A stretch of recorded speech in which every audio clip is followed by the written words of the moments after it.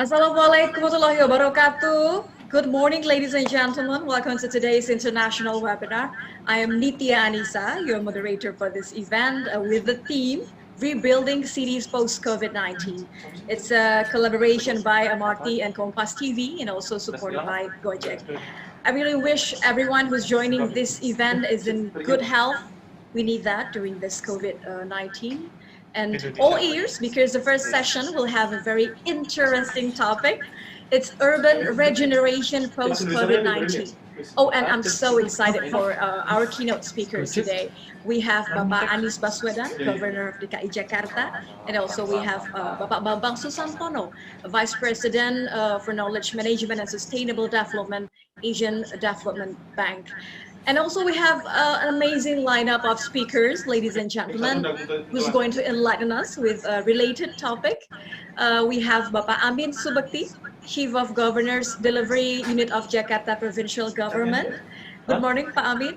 And also we have Mr. Hideaki Iwasaki, ADB's Country Director for Thailand. And also Mr. Kelly Bird, ADB's Country Director for Philippines, and Ms. Dasha Spasojevic from Monash Art Design Architecture Australia. Good morning, everyone. Good morning for all speakers. Thank you for joining us today, this morning, also for our keynote speakers. It is an open discussion, and I'm aware that we have thousands participants right now. I heard that the number is going up, 2,200 participants. Wow, amazing.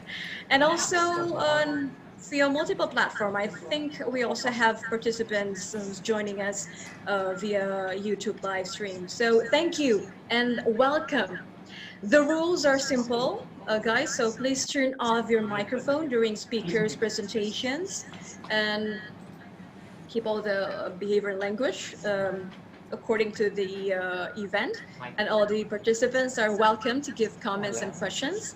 For participants on Zoom application, please write your questions in a Q&A column. And for those who join us today via YouTube live stream, please use the chat column. Oh, and don't forget to write your name and profession or the institution that you're representing. And later on, I'm going to choose some and read it after speakers' presentations is done. So bear with me a little while, and do please mention this event, mention at Kompas TV, at MRT, at Gojek. So please spread all these positivity vibes.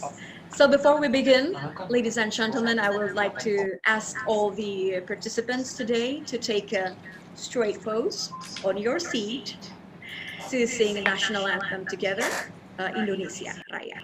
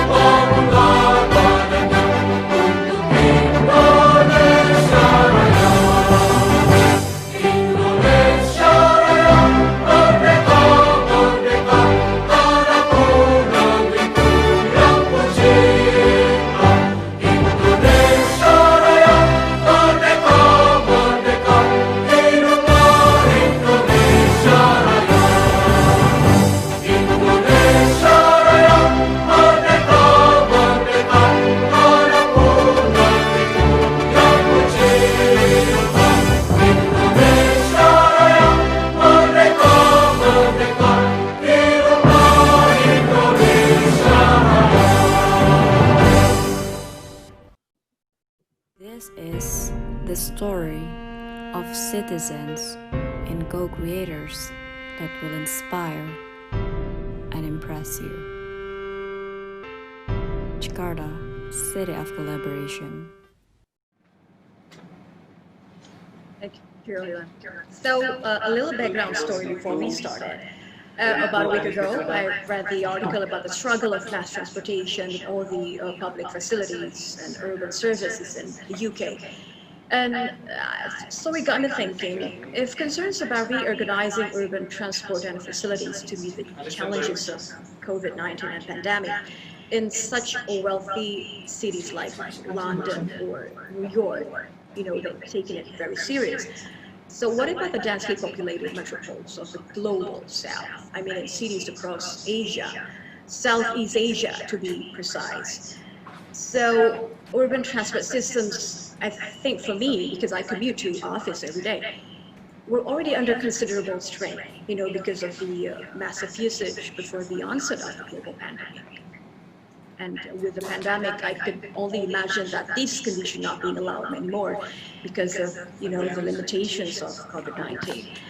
And I don't think that the situations are going backward. We could only prepare for changes. So I find today's discussion is very crucial to get a comparative update, because we'll have a presentations that are going to show us how the updates from 3 megacities like Jakarta, Manila, and Bangkok. So all ears, everyone, because we're hoping to find a solution and also commitment among the public sector and long-term planning in order to find, I think, economy approaches that are more resilient and sustainable to, maximize the change to develop our public facilities. So therefore, I'm honored to welcome our first keynote speakers. Please, all ears everyone, for Bapak Anies Baswedan, Governor of DKI Jakarta. Assalamualaikum warahmatullahi wabarakatuh. Good morning everyone.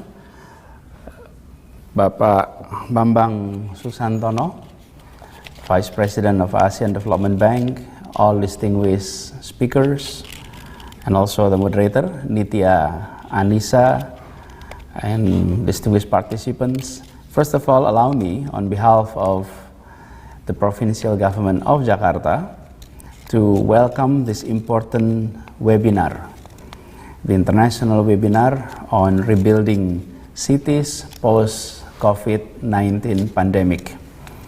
It is indeed a pandemic that have given us intergenerational challenges. We are the generations that has been, in quote, chosen to face this pandemic, and inshallah, we not only survive, we will become much stronger city, much stronger nations, and also much stronger solidarity of mankind across the globe. In this important occasions, allow me to share a little bit about the challenge that Jakarta has been facing in the past 7 months. Yes, we are hit hard by the COVID-19 pandemic, as many cities across the country. But on the other hand, this health crisis, and then on top of that, followed by economic crisis, is also a pressure for us, for all of us, to view the way we're doing our activities in a different way, to manage our city in a different way. And I would like to invite everyone to see this pandemic as an opportunity to undergo a major transformations in the way we manage city. I often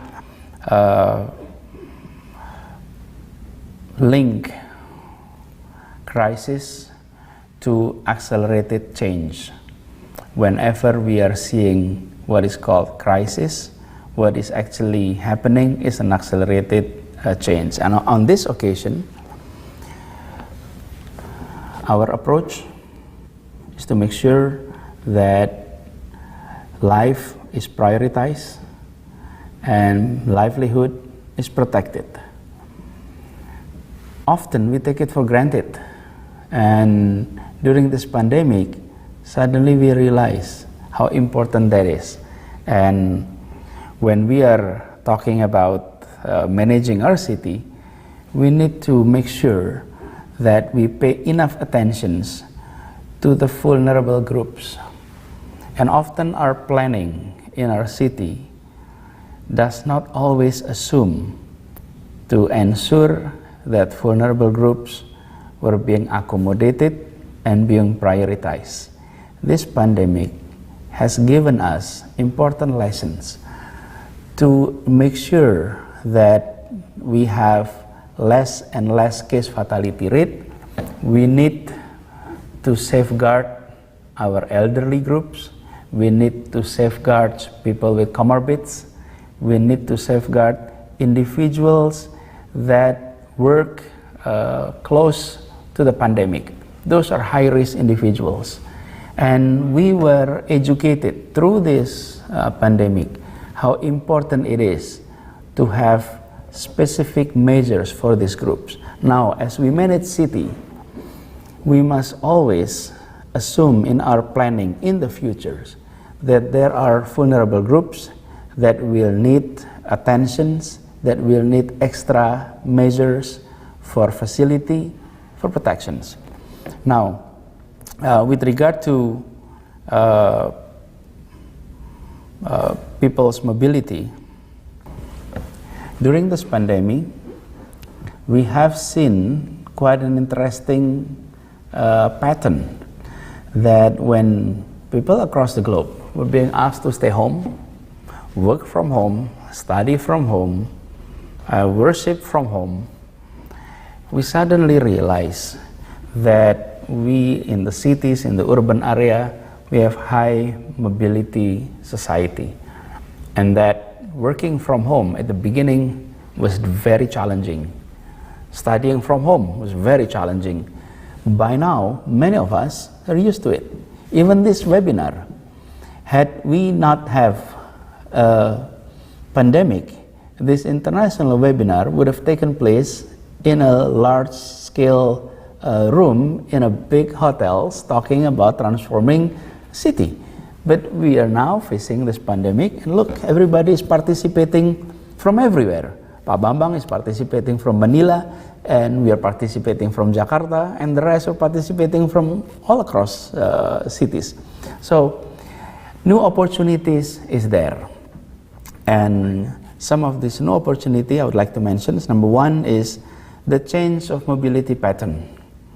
It's the end of the origin destinations, that citizens are not mobilizing from origin to destinations anymore, and activities are being carried from anywhere. You can do it from anywhere, as long as there's technology, there's connectivity, and spaces are converging. The dualisms between home and office, between home and school, between home and place of worship, for example, come to an end. City has to be reformed. We have to look at it from a different perspective. And as of May 2020, more than 1 million workers from 4,007 companies were currently working from home, and more than 1.5 million students and tens of thousands of lecturers were currently doing long-distance learning. Look, this is a new experience for the populations of Jakarta. The second is the change of interaction pattern. The new era of contactless virtual interactions. The interactions, the transactions are no longer a necessities in-person meetings. So we don't have to come in person, we don't have to come physically. Adoptions of new technology is rapidly increasing, opening up new opportunities for more diverse and global collaborations between cities and citizens, among citizens, and between cities. I have been attending so many mayoral meetings during this pandemic. Mayor, governors across the globe were sharing their experiences, sharing their approach, and we're learning from one another. This is a new era of contactless virtual interactions. We mayors and governors have annual meetings, and the annual meetings were circulating from one city to another. It could be in Latin America, it could be in East Asia, it could be in the Europe. And yet, today, we're doing these meetings from our office, and everyone is doing the same thing. So, this is also an interesting situation. Now, during this time, actual economic transition is, yes, indeed, it experienced contractions. However, the number of digital transactions have increased significantly. During this large-scale social restriction period, digital transactions in Indonesia skyrocketed by 64.5%, and the digital growth is around 37.4%. It shows that yes, we are moving our economy into digital, into contactless. We need to anticipate this, and part of the anticipation is to make sure that small and medium enterprises were able to compete. This is a challenge. In the past, when you have a small shop in a neighborhood, you can rely that your community is your buyer, and that people come and purchase. Sometimes they bargain at your shop. Now, your community is able to compare prices. So they no longer only have one choice of coming to a neighborhood store, but they can come to their cell phone, look for specific items, and able to compare prices, and it may be delivered in a matter of hours.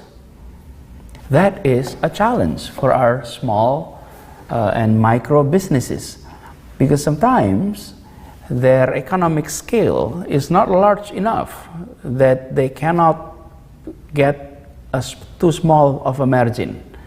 And in the online business, large players is able to sell in a larger scale, obviously, and smaller margin, but able to compete on quantity.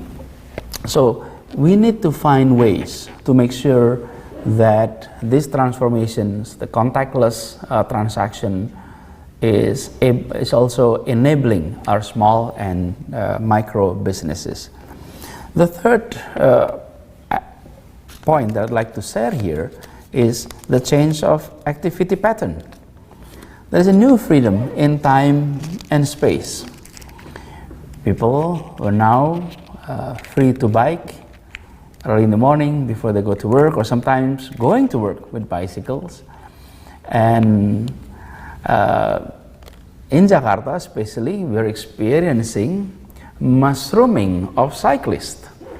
The population is just adopting new way of doing their exercise by using bicycles, and also adopting it for transportations.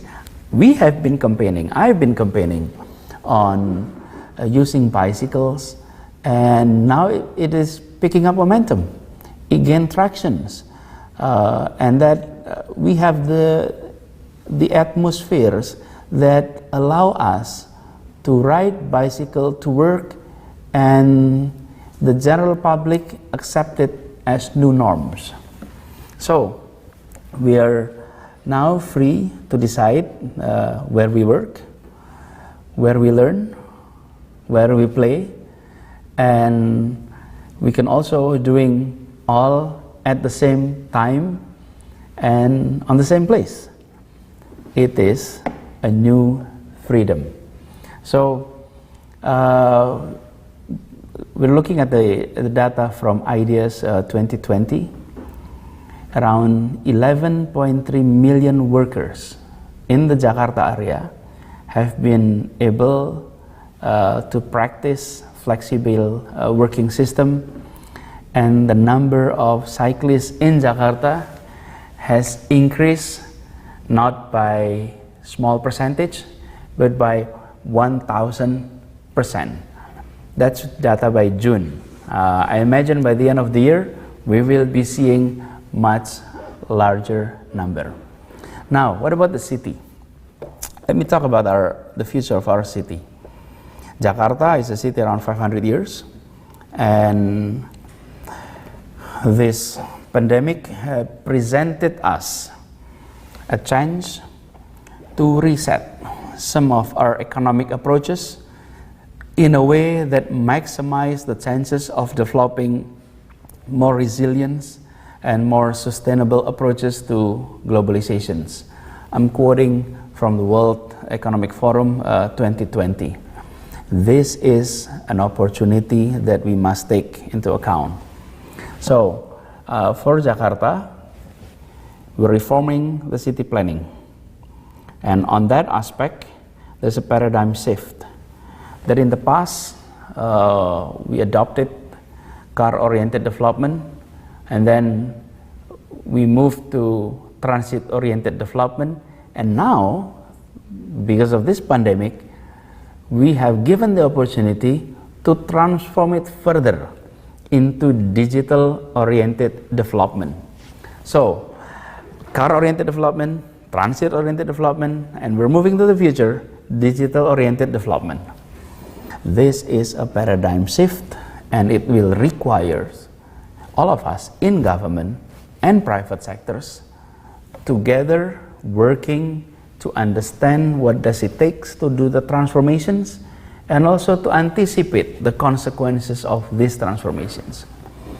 And then the second aspect of the city planning is the self-sufficient neighborhood.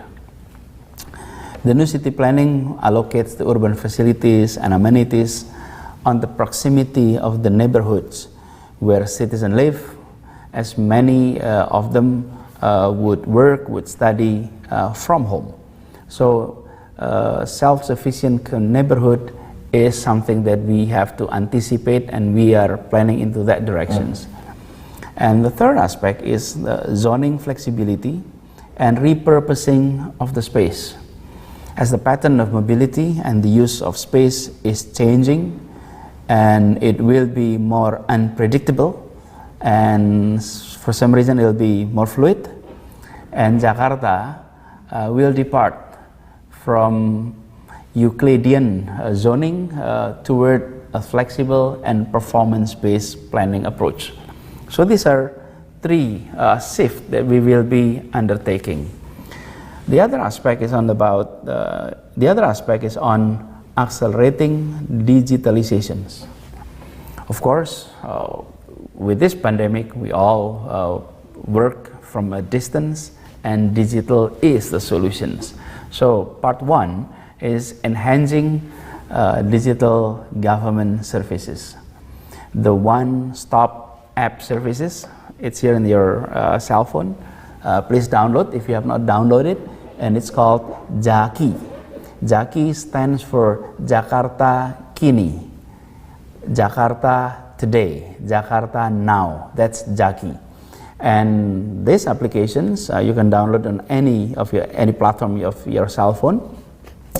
Provide almost all government services, including the regular updates of our combat against COVID-19, all informations, all features, and it also take reports, complaints. If you are seeing any of us doing violations, take pictures, report it to us through these applications. This has made us more responsive to citizens' need. We in government need to be responsive, and we need the tools to make sure that we hear you. We wanted to listen, but if there is no channel that enabled the public to reach us, and there is no way we can be responsive, even though we would like to be responsive. So by having these applications, enhance digital services, we're able to do that. And then the other aspect is, it also changed the way government works. E-government, digital-based business processes, enterprise resource planning were being adopted. Yes, Jakarta has adopted e-government for some times. So this is not new. But having this pandemic has given us the benefit of being a head start on e-government, that our business process is continuing, and that when you look at government spending of provincial government across Indonesia, Jakarta is always the highest. And part of the reason is because our system has been digitalized, and we're doing e-catalog, we're doing e-purchasing, we're doing everything electronically. So e-government has been with us prior to the pandemic, and when the pandemic hits, we realized the importance of that.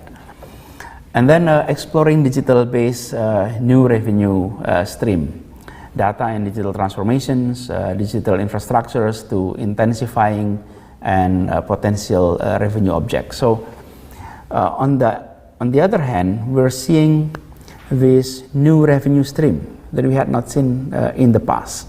So, but on the other hand, we also must anticipate some of our traditional revenue maybe going down. For example, Jakarta has been enjoying its role as the capital city, and therefore national meeting, international meetings were taking place here in the city. But during the pandemic, that dropped significantly. So hotels, restaurants were experiencing vacancies that they had never experienced in the past few decades. Now, the other aspect that I'd like to share is we would like to eventually able to reach a sustainable and much more livable city. And we were given the opportunity to taste what it's like being in a sustainable and livable city. During the large-scale social restriction measures, we experienced best air quality for years. During that period, blue sky is our norms. A late afternoon, citizens were going out, taking pictures of our skies, taking pictures of our buildings. Why? Because the sky is blue. And we have not had blue sky for many years. And in the past few months, that's our experience. So we had the taste of a livable and sustainable city. Let's make sure this is not only an appetizer. We need to start working to make sure this will be our main course. And that's our homework. And then I mentioned about the cyclists. We have 1,000% increase of number of cyclists in Jakarta. It shows the kind of situations that we had experienced the past few months. What are our response? Number one, we have built 97 kilometers of lanes dedicated only for bicycles, and bike sharing spots now around the transit area. Number two, station makeovers and integrations are there, and low emission zone plan is adopted. Number three, we initiate installations of solar panels in government buildings. We have started with around 13 government buildings and more to come. We hope to reach a number around 5,000. And then active emission tests, promoting urban farming practices, and all of that were opportunities that open up because of this pandemic, and all of this were moving us into the directions of sustainable and livable city. And on this opportunity, allow me to share with you some of our paradigmatic approach on how we manage a city. A city often experiences transformation. So is Jakarta. We are going through stages, and the conceptual framework that we are adopting is a framework built by Marcus Foth, professor of urban informatics at Queensland University of Technology. And we're quoting from his work that we would like to transform our city, quoting from him, City 4.0, that's where we would like to reach. The stages to go to City 4.0 were along this line. City 1.0 is a place in which the city government serve as administrator and the people serve as resident. That's City 1.0, resident and administrator. The City 2.0, which is a step further, is city government serve as a service provider and the people as customer, which is one step of upgrade, because people were being seen not only as resident but also as customer. But the third is when the city government is as facilitator and the people as participants. This is what's called City 3.0. Now, the directions we are heading, and we have been able to reach this approach in some of our activities, is a City 4.0, in which us in the city government as collaborator and the people as co-creator. The relationship is also shifting. In the City 1.0, the relationship is more government doing socializations of their policy to the people. In a City 2.0, government is doing consultations to the people, but the people are not participating. In the City 3.0, there is participation there, but there is no collaborations. Each were doing on their own.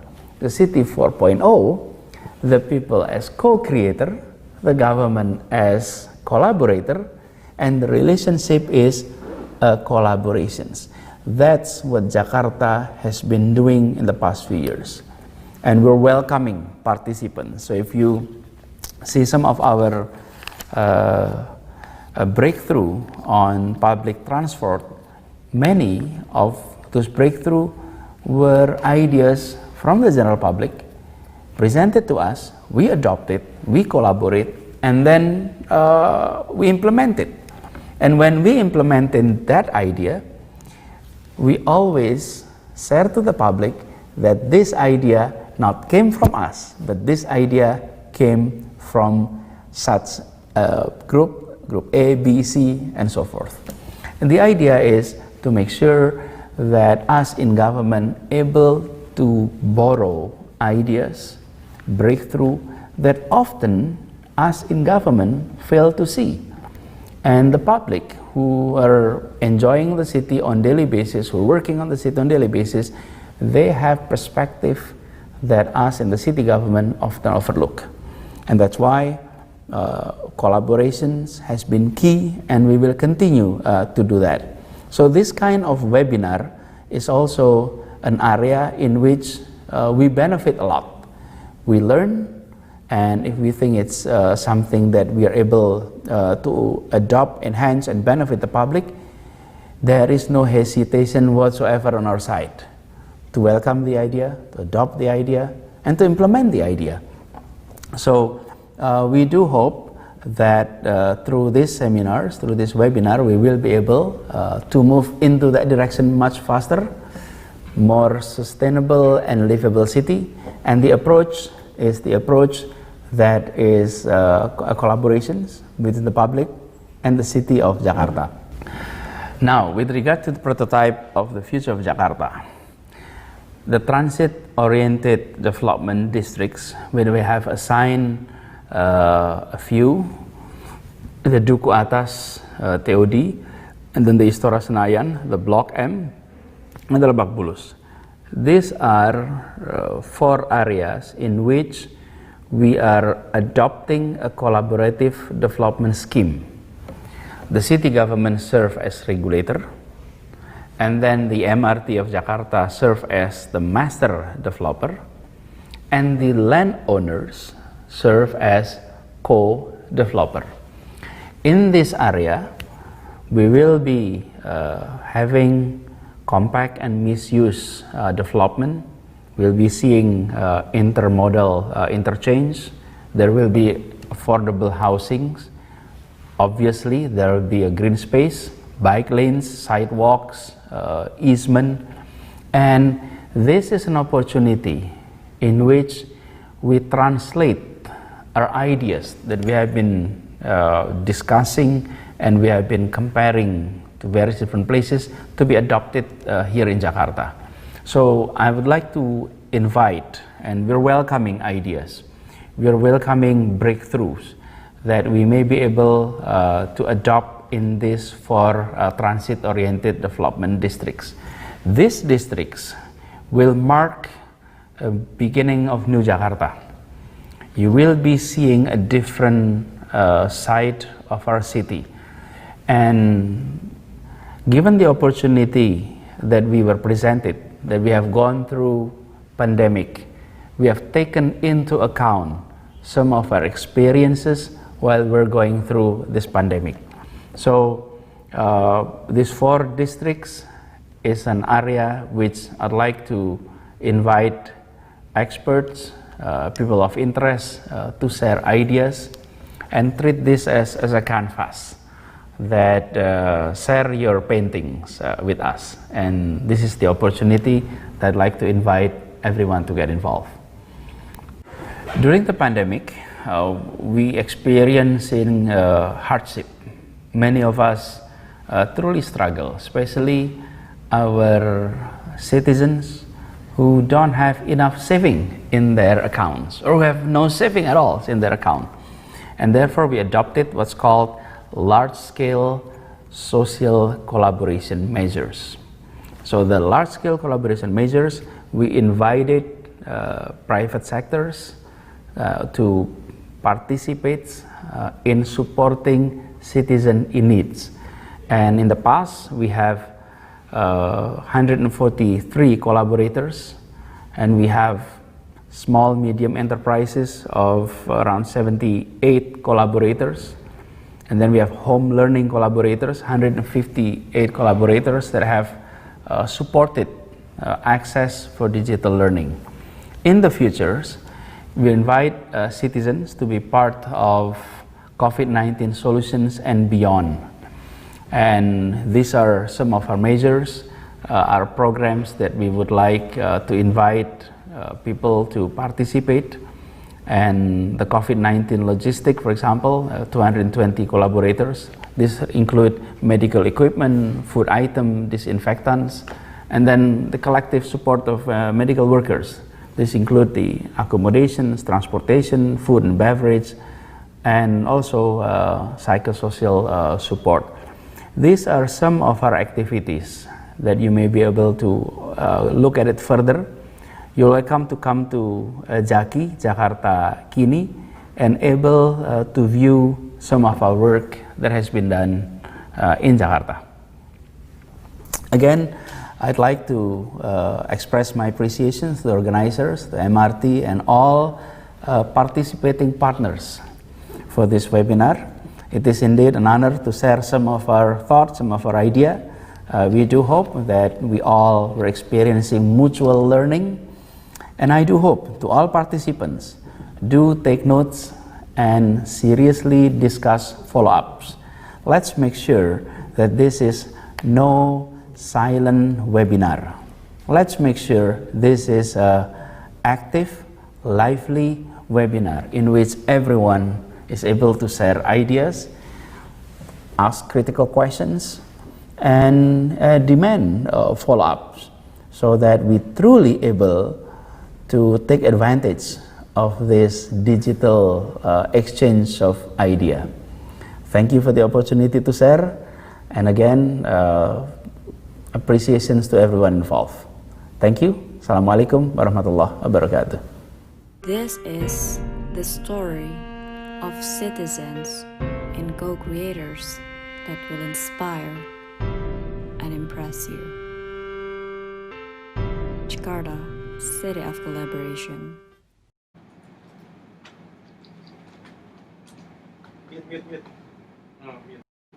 Thank you very much, Bapak Anies Baswedan, Governor of DKI Jakarta, to enlighten us with what the city has planning to do. I think the questions arises. I've seen all the comments, chats, and questions from the participants.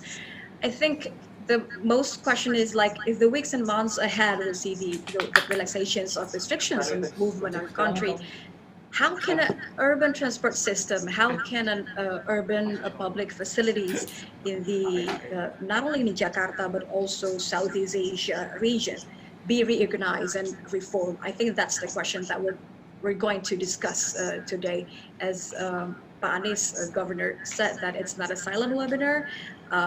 I'm inviting all the participants to write your comments, questions, and I'm gonna select it and read it after all the speakers finish their presentations. So aside from health issues it has brought, I think the COVID-19 pandemic, it is indeed an opportunities.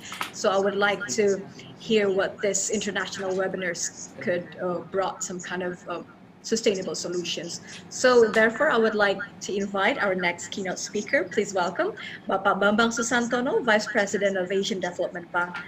Good morning, Pak Bambang. A very good morning. Greetings from Manila, Nitya. I see. I hope you have a great morning in Manila also.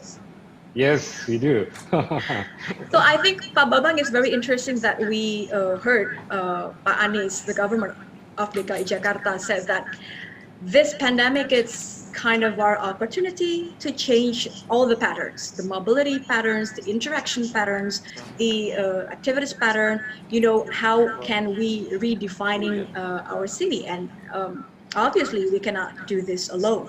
So what are your thoughts about this?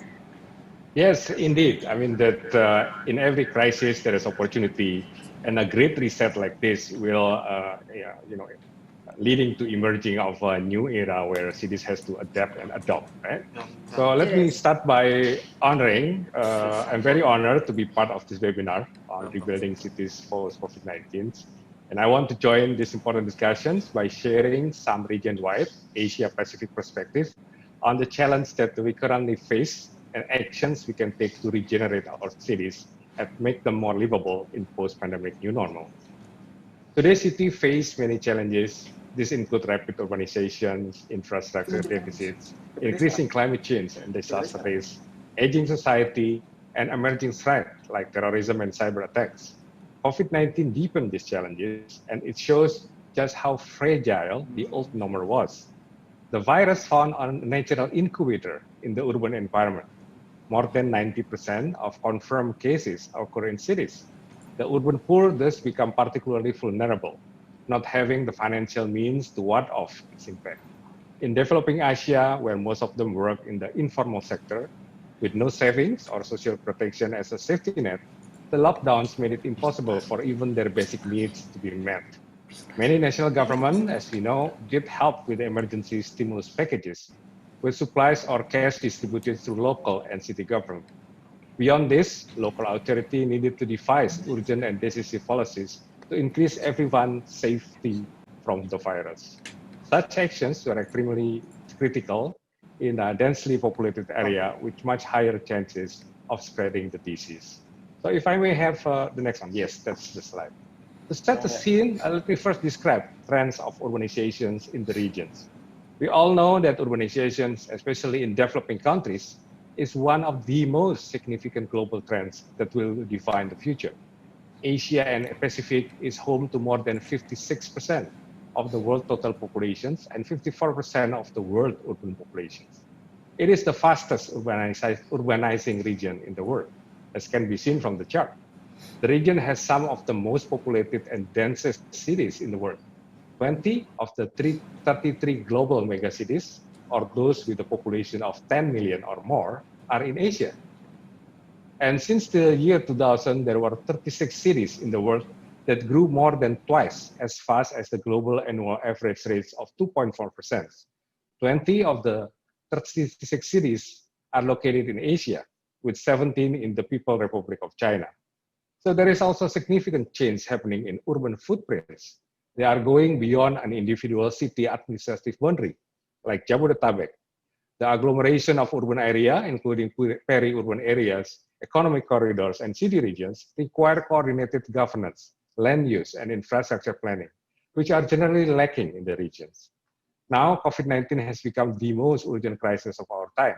It has affected the normal life of citizens, disrupting their routines and causing them severe physical, social, and economic distress. In Asia and the Pacific, the poor and the vulnerable people in cities are the most adversely affected by this pandemic.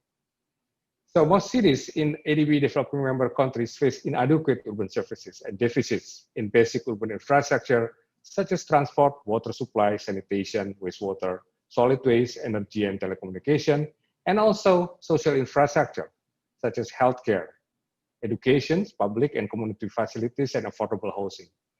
Already a huge challenge before COVID-19, this lack of adequate urban services has placed outbreak-affected areas at a greater disadvantage due to disruptions in regular operations.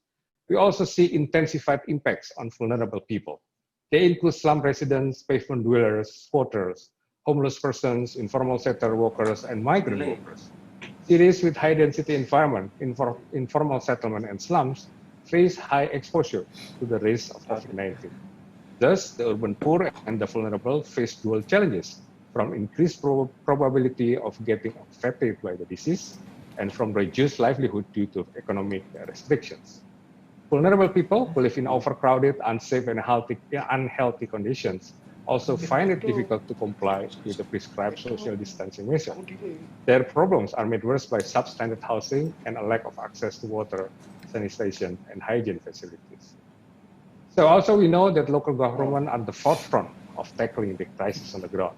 They are required to immediately respond to emergency situations which at times overwhelm their capacity in terms of resources, financing, personnel system, and logistics. Their performance in emergency preparedness, crisis management, and operational readiness has been put to severe test during this time. So allow me now to turn to ADB framework for helping our member countries make their cities more livable. Next slide, please. ADB Corporate Strategy 2030 has 7 operational priorities to guide us in responding effectively to changing needs across Asia and the Pacific. The operational priority number 4, making cities more livable, is designed to make the region city more green, competitive, inclusive, and resilient. ADB operational priority for livable city has 3 pillars that covers both immediate action, short-term, and medium-term. The first pillar is on infrastructure and services. Specifically, it mentions to improve the coverage, quality, efficiency, and reliability of services in urban area. The second pillar is to strengthen urban planning and financial sustainability of cities. We'll see how this pillar has become highly significant in the wake of the pandemic. There is a renewed debate on urban sprawl versus density, for example, as far as urban planning is concerned, and the need for a city to address the issues of reduced financial resources and increased costs in the pandemic situation. The third pillar is on improving the urban environment, climate resilience, and disaster management, which is directly related to the shocks and stresses caused by the pandemic such as COVID-19. So putting this down into actions, ADB Urban Portfolio is one of our fastest growing sectors. Our commitment have increased from about $1 billion per year in 2010 to about $2 billion per year from 2018 to 2020. Now I would like to want to give some example of the innovative projects that ADB promotes. Next slide, please. Next slide, please. This is in Georgia. One of our latest livable cities project integrates the framework of 5E, 5E, economy, environment, equity, enablers, and engagement, which I will discuss later in more detail. The framework aims to drive economic development and gender equity in the KKT regions through investment in tourism and heritage. As you can see from the slide, the program developed business development facility for mediums and micro and small medium enterprise women entrepreneurs and adapt the built environment for women, elderly, children, and differently able persons. Next slide. This is on China. This is on Yanji, low carbon, climate resilient, healthy cities. We are helping to implement the concept of sponge city for mainstreaming and integrating urban and urban-rural water resources management into urban planning and urban design. It aims at use and reuse of rainwater and integrating green and gray infrastructure system. The system benefits from ecosystem services such as stormwater detention capacity and flow capacity increase, natural infiltrations, and water cleansing through earth filters and wetlands. The system also helps to improve climate resilience by improving flood protections and mitigating adverse impact from the drought. The next slide is on India, inclusive, resilient, sustainable housing for the poor. We are supporting the state of Tamil Nadu on improving access to inclusive, resilient, and sustainable housing for the urban poor. The program focuses on urban poor households and migrant workers. ADB also supports government shelter program by piloting a public-private partnership structure for the affordable housing. Next slide. We put a lot of strong emphasis on knowledge development, innovation, and capacity building. We have published detailed studies and analysis, and as you can see here, you can download it on our website, www.adb.org, for free. As some of you may recall also, DKI Jakarta under Governor Anies Baswedan and ADB worked together last year to launch a report on land value capture. This is one aspect that's very important for TOD, or transit-oriented development, and later on, as Governor Baswedan stating that on the digital mobility. The report includes the case studies of the 3 megacities, Jakarta, Bangkok, and Manila, and provide policy recommendations on how the methods of land value capture can help fund sustained urban transit investment. I think you will hear more in the panel discussion how these 3 megapolitan cope with COVID-19. Recently, ADB also published a guidance notes on COVID-19 and transport in Asia and the Pacific. It aims to provide a common framework on our work in creating a more inclusive, sustainable development amid the pandemic. So in this context, let me discuss the livable cities in post-pandemic new normal. To help countries effectively deal with the immediate socio-economic damage of the COVID-19, we published a guidance notes that outlines our recommendation for the new normal. The note is based on the core principle of ADB operational approach to urban development through the framework of 5E that I mentioned earlier. In this note, we propose 6 actions to improve the coverage, quality, efficiency, and reliability of urban services. Next one, this is action number 1, is for greater inclusion to create better conditions and opportunity for the most vulnerable group. Affordable and reliable access to service must be inclusive and sustainable, and we can identify the specific needs of vulnerable groups such as women, the elderly, and the poor, and prepare programs that focus on social protection and economic opportunities. We can also make core urban services available to vulnerable people at the same standards available to the general populations. This requires both adequate resources and the mechanism to create jobs and boost livelihood. In addition, cities should work on providing private sector incentives that help finance innovations and deliver services more efficiently. Action number 2 is to provide cities with better urban services and infrastructure using higher technologies and digital solutions effectively. Digital solutions in smart city enable e-governance, as also being stated by the governor, by providing platform to improve accessibility to government services, increase accountability and reliability, and facilitate participations in urban planning and governance processes. Digital technologies such as Earth observations and blockchains for land registry can also help strengthen domestic resource mobilizations through better land management, value capture, and efficient taxations. So along with this tool, cities also need to develop comprehensive policy and regulatory framework on data governance and privacy. Action 3 involves revisiting urban planning system to strategically incorporate the lesson from COVID-19. It is essential to develop an integrated and coordinated approach among government agencies. For example, analyzing and assessing the optimum urban density for various land uses can be coordinated between the national and subnational government. Cities can find or re-identify the open and green spaces in collaboration with all stakeholders.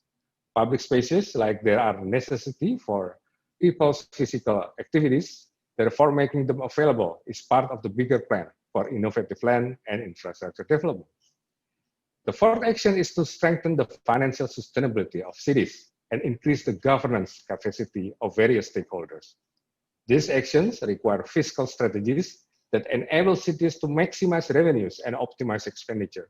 Cities must work with national government to develop regulatory system and mobilize the financial support needed for urban and social infrastructure. In this respect, success stories from cities around the world in responding to the COVID-19 crisis or other disasters can be helpful. However, such coordination should not be limited to government bodies only.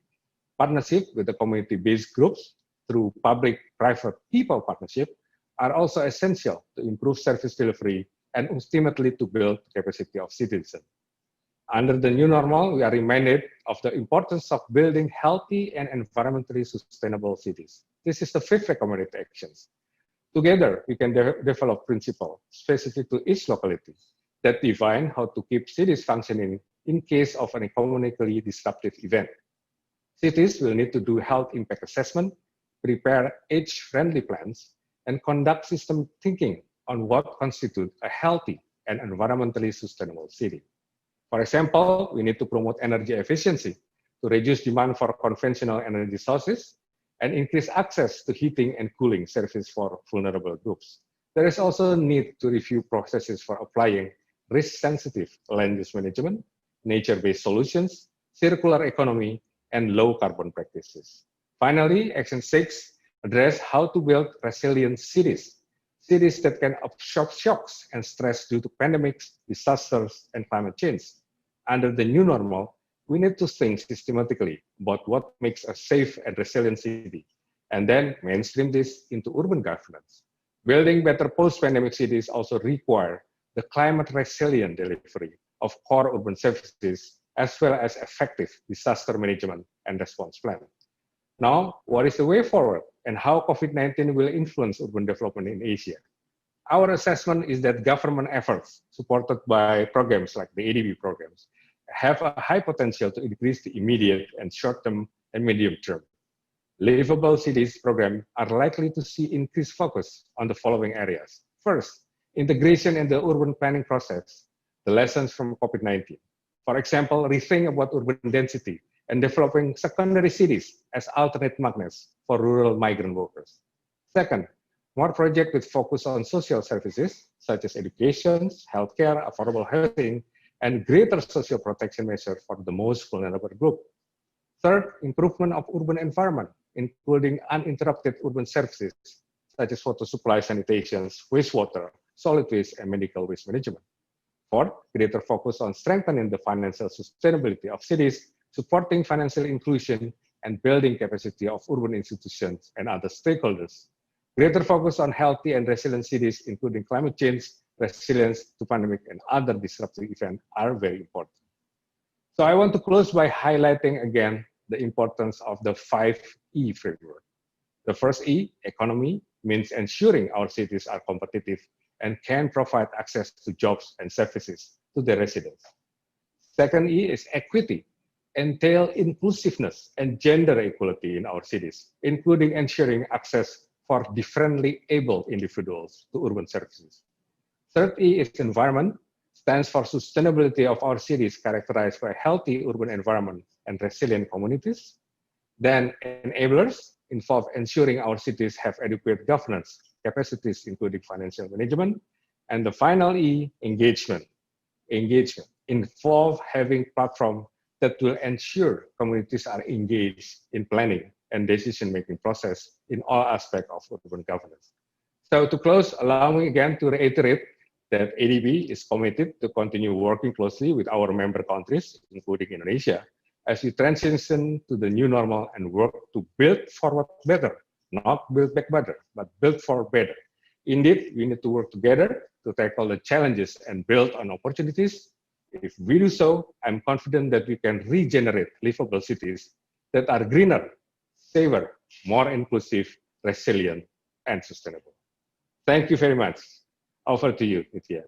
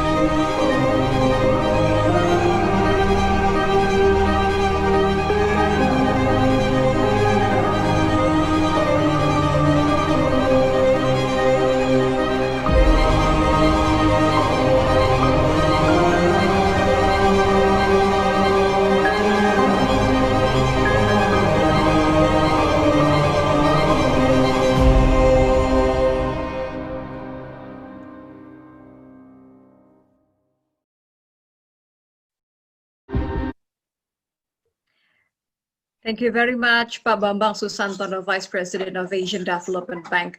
I hear you loud and clear. I think if the question is more about what's in months ahead that we will be expected, I think I couldn't agree more that strengthen financial sustainability. I think it's very important to build urban facilities that also sustain, that I quoted from you. So I love it that you said that we have to focus on healthy and environmental sustainability so that we are at least be prepared when another strike hits us, because we never know when will this pandemic is over, and we will just hope for the God that we won't have to face this thing again. But I think the same as disruption, we just have to be prepared. Aren't you agree, sir? Yes, fully agree, Nitya. So I think that that is the main message that I would like to convey, and you got it. So I hope another audience also got it. And we in ADB are stands ready to work with our member countries. Glad to hear that. Thank you, Pak Bambang Susantono, Vice President of Asian Development Bank. Before we start this, before we hear our panelists, I would like to ask all of us, the participants that join on the Zoom application, let's take a group fee moment to spread the positivity vibe. I think we need us during this pandemic. So I would like to invite all of us, all the panelists, put the smile on, because there's all the positive vibe today. So strike a pose. I'll be count from 3 to 1, and then let's take a group fee moment. Okay, everyone's ready? Dasha ready? Mr. Kelly, are you ready? Mr. Hideaki, are you ready? Okay. I'm gonna count down from 3. 3, 2, 1. Group fee. Okay, thank you very much. So I would like to remind all the participants once more that I'm gonna select it and read your questions after all the speakers is finished their presentation. So without further ado, I would like to invite our first speaker, Bapak Amin Subakti, Chief of Governors Delivery Unit of Jakarta Provincial Government. Good morning, Pak Amin. Good morning, Nitya. It's really nice to see you, although we're not really in the same room, but I think it's the beauty of the pandemic, right? I mean, we're developing some skills to be discussing this while we're not at the same room. Yes. So I would like to read us some of the Pak Amin CV. So Pak Amin, I noticed that you serve in various roles in the public sector, notably as director at the Indonesian State Electricity Company, PLN, and also you were senior economist at the World Bank, and as chief financial officer at the Indonesian Post-Tsunami Reconstruction Agency. So I think you're going to talk more about how we're going to find approaches that are more resilient and sustainable, because I think what we're looking for is the chance to develop our public facilities post-COVID-19. So Pak Amin, I think we all agree that public transport must adapt to a new normal. I mean, in the wake of this pandemic, we need the technologies, and we need to, change the considering of unsafe public transit. And some of the people may say that public transit in Jakarta during COVID-19 is not bouncing back as quickly as the use of private vehicles, for example. Most of us are going cycling to work or even walking everywhere. So what I'm asking you is, what kind of strategy, what kind of approaches that we have to deal with post-COVID-19? Yes, thank you, Nitya. I think that question is very relevant. What we are doing in the Jakarta capital city government. And then previously, Pak Governor has mentioned about the opportunity, the structural changes that happened during the pandemic COVID, as well as the broad strategy and the response to address the challenge that emerged during the post-COVID-19. And then I'll be speaking actually more from the specific policy instrument to implement those kind of strategy that has been outlined by the governor. So if I may show the slide, for example, just jump to the, Sure. yeah. This is what the governor has mentioned before. There are changes, big changes in the mobility pattern in terms of the interaction patterns, as well as the activities pattern. And then our broad strategy is basically consists of three. It's basically by the reforming the city planning, addressing the changes that happen post-pandemic. But the second one is also to upgrade the public services. And then the third one is actually by showing a prototype of the future Jakarta after the pandemic. So straight to the, let's go to the number 4, the slide number 4. This is what the government mentioned before on how existing the corridor-based development and then urban sprawl phenomenon, as well as priority for the car, was actually the pattern for development in the past. But then in the future, we are going to move to a different approach, where because of the boundaries between the origins of people moving and the destinations of the people working are no longer the case, we will have a different approach on how we develop the city, from the policy perspective. For example, the specific instrument that we issue, which is actually we issue what we call as the Governor's Decree number 67/2019.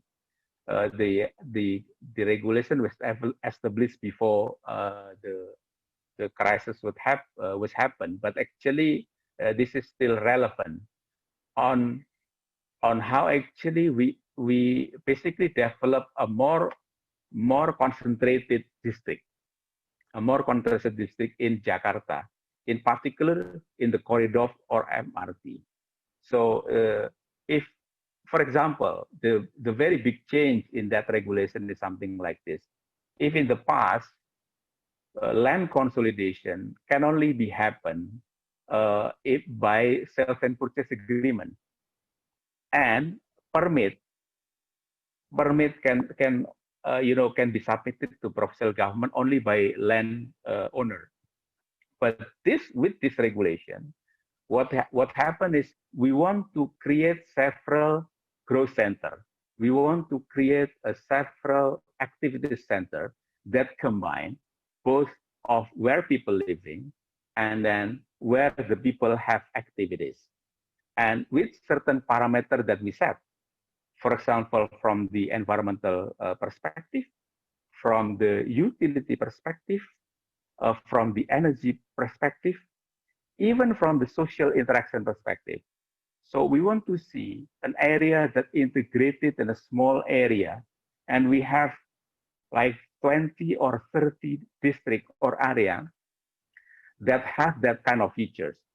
So instead of the city continue growing in a sprawl way across the Jakarta, even go to the greater Jakarta, we want to see several districts that really with a high density, with the features that consider those elements or those performance standards that I outlined before. So we issue that, and then we will implement that in several areas that we set already.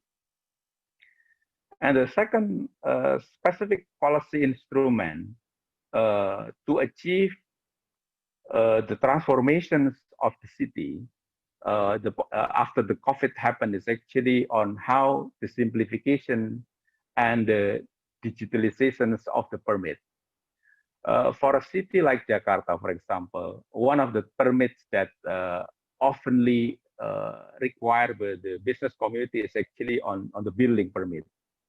In the past or existing conditions, the process was using a manual process. So people basically come to the office and then have to submit the documents, etc. But then we are now developing a process which is based on digitalization process using an IT base. And then by having that, by having this, we expect a faster and more transparent process of providing permits. So even in our design of the building permit, for example, if in the past to obtain one permit may take more than 300 days, to be precise, it's 360 days. So in the future, by having this digitalization in place in terms of the acquiring for building permit or the business permit, actually we'll be able to decrease the permits to the 57 days. So this is a very big change that we want to apply, so that people can actually respond to the pandemic faster, because the pandemic, as previously discussed also by the previous speaker, has an element of economic impact, severe economic impact. So another way of another example of our specific policy instrument that also we have been doing currently is actually on how the provincial government of Jakarta expanding the free internet access for all. Currently, we've been building more than 9,000 new public Wi-Fi spots accessible for free in the public, including in school buildings, government buildings, park and community centers, to make people are more and more proficient in terms of using the IT. So it is a must. It's a must that in the future the use of digitalization should also be take into account every layer of the people, all of the people from the various social aspect of the Jakarta. And then the last one is policy instrument is one thing, but seeing how that policy translated in prototype so that people can imagine how the Jakarta will look like in the future is very important. So in this case, the provincial government have already issued a district level of special zoning proposal, which previously mentioned as well, that MRT is designed as the master developer and then supported by other collaborators. The other collaborator, the landowner is the co-developer. So by having that, what we want is actually to develop a district without having it in a consolidation in terms of the ownership. But amongst the co-developer, they can work together each other so that they can create a district, a sub-district that more livable, as Pak Babang Susantono previously mentioned about livable district with several parameters that are favorable for the future. So, and then the last point is actually another examples of how we do the prototyping to imagine the Jakarta in the future is by the implementing the low emission zone. We have set the Jakarta, in particular the inner Jakarta, as the low emission zone, and then we complement that by having several policy instruments to support that. For example, to limit the car that enter into Jakarta, we implement the odd even policy, and then we are also currently building and in the latest preparations of implementing the ERP, so that's another measure. And then the other one is actually on how we will increase our parking tariff so that people then are encouraged to move to the public transport as well as to the economic, environmental friendly transportation like bike and also others. So, and then we set several area, even smaller area like in Kota Tua as the examples of the low emission zone in Jakarta. And one last point that I want to mention is today we cannot do it everything by ourselves. So we have issued a platform, what we call it the Jakarta Development Collaboration Network, where everybody basically can participate to develop the Jakarta. And even we will have another international event on the 17th to 18th December 2020. Please mark your calendar. This is where everybody can show how they collaborate each other to develop the city, so that the city is more livable for us and also for the future. That's basically something that I can provide during this presentation. So I give it the time to Nitya. Thank you. Thank you very much, Pa Amin. I think I like the simplification that you mentioned about the digitalization permit. I think that's what we need to go, beyond the administrative boundaries. Because if we're talking about mass transit, then I think what we need more is not only free internet access for all, but I think if we want to talk about becoming the smart city, I think it has to be sustainable too. So I'm just have one more question before I continue to the next speaker. What kind of adaptations that will be carried out if we're talking about the post COVID-19? The adaptation. Yes, I think what is the main adaptation that we're going to see that if we're talking about the post COVID-19? Of course, I mean, this happened to all of us. I mean, the way we work is different from before. Some people or somebody mentions about, are we going to get back to the previous in terms of traffic, for example, traffic management? Yes. I don't think we are going to get back to the previous one, because now people are more adapting to working from the distance, working from home. So just like we did today. Just like we did, we do today. Things will not be the same again in the future. The pattern that we are experiencing during the crisis now might sustain in the future. Okay, so I think the one thing that we have to put in our mind that there's no coming back. I think we're not going backward. It's just that we have to be prepared that everything's going to be changed. So I think it's we have to have the motivation to be prepared for what's coming next. Okay, thank you again, Pa Amin. So I think what we already heard that it is a challenges indeed for our city, for our Jakarta. But I think what interesting about this today's international webinar is that we are allowed to hear the recommendation. We are allowed to hear what's going on in other mega cities, because that we can learn from them. We need recommendations include a much more systemic reorganization, I think, if we're talking about urban transportation system, and in line with short-term urgencies and also longer-term efforts. So I would like to invite our next speaker and hope for comparison and hope for a solution of how capital city could use this pandemic as a momentum to rebuild the city itself.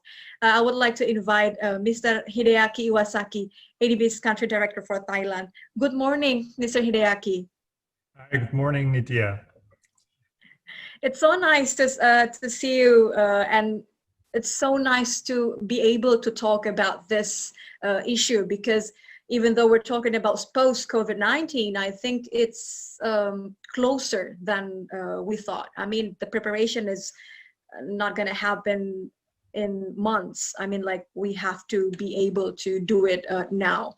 So I think looking at your expertise, Mr. Hideaki, I would like to ask what kind of strategies that we can use to develop the city to not a better economic only, but to, having a social and environmental that we can learn from Bangkok in terms of, preparing for post-COVID-19. Okay, Nitya, actually, that's a very difficult question. And actually, I was kind of doing soul searching and then looked at data. So this time I'll be talking a lot about what data tells us. I see. We need to look at data and see what is happening. And because I'm a transport expert, and some of the transport engineers would know that 10% volume difference would mean a lot of things in terms of the service level. So 10% reduction means a lot of things in transport. And if it is 5% or 20%, these are totally different things. So I think we need to look at data and see what is happening and quantitatively predict what will happen and think about our response. This is very engineering approach, but I think I tend to, go for this approach because yes, of course, we need that kind of approaches, sir. Okay, so probably I will touch upon some of the points coming up using my slides. Sure. And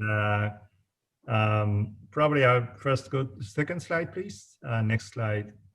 So many of the speakers already touched upon the urbanization and challenges already, which were pre-existing.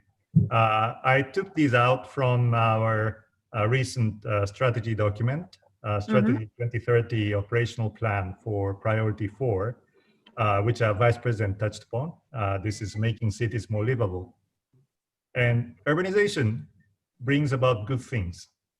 So economic development, or better access to health, education, a better living condition. That's why people move here to cities, but it comes with a lot of negatives. And again, a lot of people talked about this. So with this in our mind, let's see what is happening in Thailand and Bangkok. Next, please. So Bangkok, I'm not going to go into the detail of this because a lot of people know, but Bangkok is also fairly big in Thailand in terms of its function and also its size in the economy. And also it is the most visited city in the world before the COVID-19. Of course, this year, it's totally different. Everything changes. Yes. So, so this is Bangkok. And before going to Bangkok's situation, I just used one slide to talk about the overall in Asia Pacific, how people responded by changing their behaviors. Next slide, please. So this is from several sources of big data. Sorry, it's quite congested, but this is the people's behavioral pattern observed through mobile phone data from January to June, and this is averaged across Asia and Pacific. But overall, the trend is after probably March, many countries introduced restrictions, and because of that, the travel pattern changed, completely depressed. Average is 40%. In some countries, actually, much more. The depression was there. So this was the overall trend. And based on this assessment, ADB did the initial assessment of what could be the 4 patterns or trends. And those are shown here. The first trend would be that demand would return on public transport. The second one is shift to active transport modes, which seems to be happening in Jakarta. And the third one is people just use private modes of transport. They drive or they bike. And then the trend 4 is the overall decreased travel demand. So these are 4 typologies we came up. And from against this, I'd like to look at what is happening in Bangkok. But before that, I just touch upon how Thailand as a country responded to the COVID-19 situation. Next, please. Yes, the macroeconomic situation, I have this comparison slide on the right-hand side. Thailand may be the region's worst hit economy. We predict that the economy will contract by 8% this year. But on the other hand, Thailand's management of COVID-19 so far has been wonderful, actually. I live here and I feel very safe. In the last several months, no local transmissions. And as you see, as of 2 days ago, there were only 3,700 cases. So that's the situation.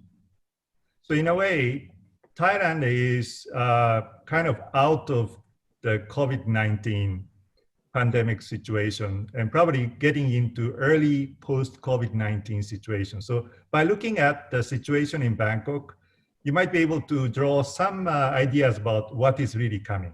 So that's the concept of my presentation today. Okay, then I'll move on to Bangkok's situation. Next slide. So this is, I'm just showing, the same slide, which I showed to you. This is the overall trend across Asia and Pacific.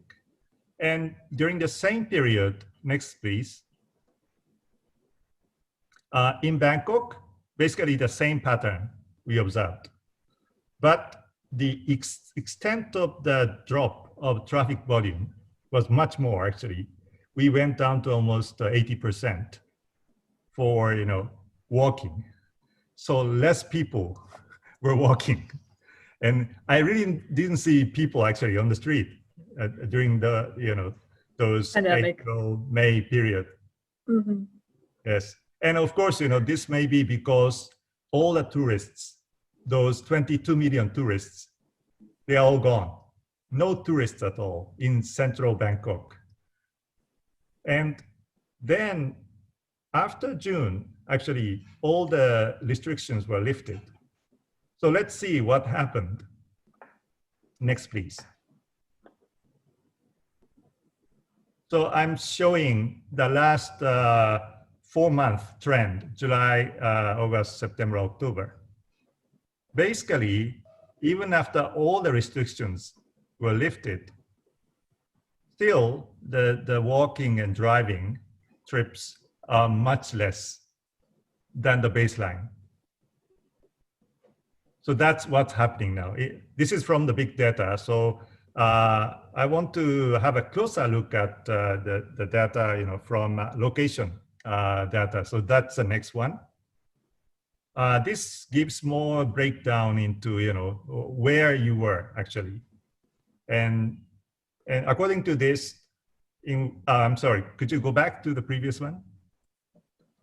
So people were in workplaces about 10% below the baseline. In residential area, people were slightly above the baseline, meaning that they spend more time there.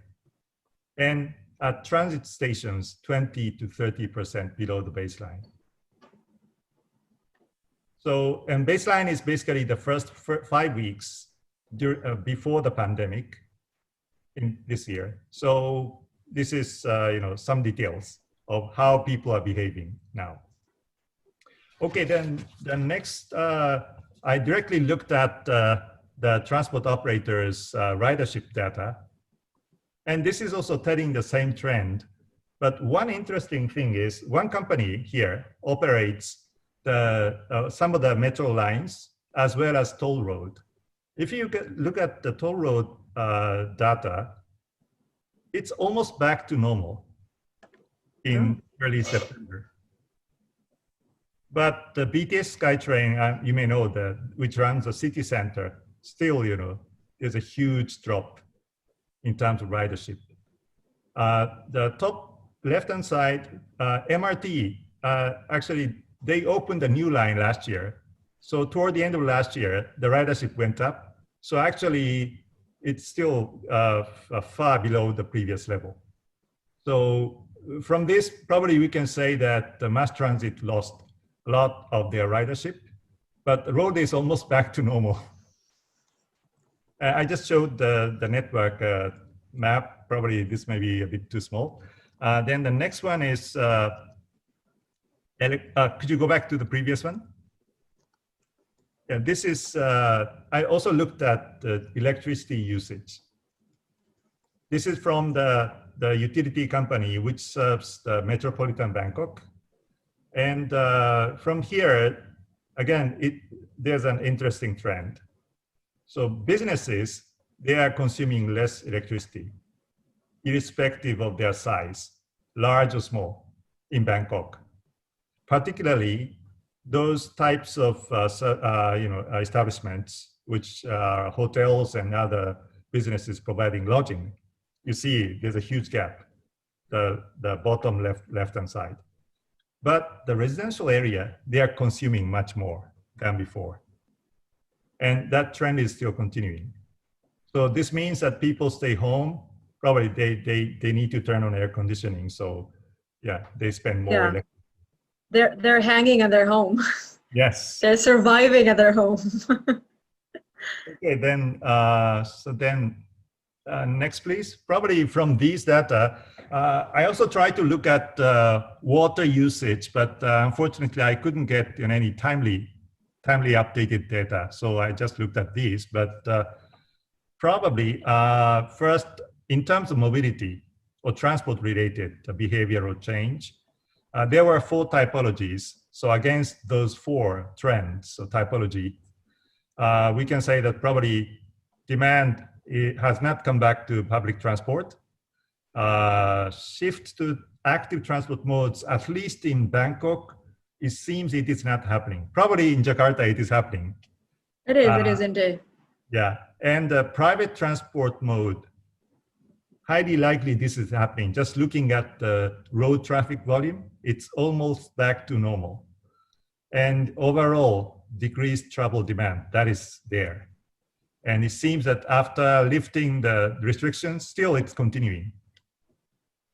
Okay, then next slide, please. So then also looking at electricity usage, probably we can confirm that the trends people talk about, people spend more time staying home and consume more urban services at home than at workplaces. So this may be the trends which can get from these data. And probably these are, for some people, good things. And for other people, these are not very good things. Next, please. Yes. So this is okay, that's the good news. I presume that we also have the bad news. Yeah. Okay. But I'll first talk about good news. So these may be good news because public transport will be less congested. In any case, you need to create distance. So there'll be less people and the peak will be flattened.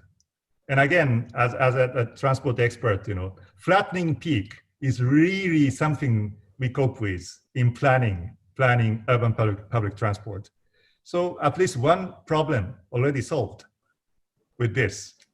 And roads are still less congested, but that may go back to the previous state. I'm not sure. And overall, if people travel less, that means less environmental footprints, which is very good. And if available, infrastructure capacity in residential areas, if they are available, they may be fully utilized during nighttime and daytime, which is a good thing. Again, in terms of infrastructure service provision. And less demand for city center facilities and infrastructure. So you don't need to expand those facilities newly at costly places. Mm-hmm. But on the other hand, these may be bad news for some people. And that is, if you are building or operating public transport projects on a PPP basis, you would face financial issues. And as I said, the roads may eventually get congested. I see. I think in Jakarta it's already happening now. I mean, we can see that trends right now. Yeah. Okay. Yeah. Actually, even in Bangkok, some streets are more congested. It's almost as the previous state, So I'm telling staff not to travel during peak hours. It doesn't make sense. Good call. And also for businesses, less troubles mean less consumption, slowing economic recovery. It's not a good news. And also in residential areas, suburbs, actually in many cities, and like also in Bangkok, the capacity and the service level of infrastructure, they are not enough to deal with higher levels of demand for longer hours. So this will be an issue. And also city center facilities, if you're building big facilities now, but if the demand is suppressed, they will be probably sitting idle. So these are bad Mr. news. Hideaki, I'm sorry to interrupt. I would like to remind the 2 minutes left of time. Okay, yeah, I'm wrapping up actually. Thank you. I just talked about city situation, but I just want to show you some interesting data. One is housing price. After the COVID-19 started, condominium prices went down. This is whole of the Thailand, not only in Bangkok. And if we look at the province's electricity usage, SMEs, small and medium enterprises, their electricity usage went back to normal level already. And the bottom one, there are more people working in agriculture sector in Thailand. Okay, then I would like to move on to the last slide.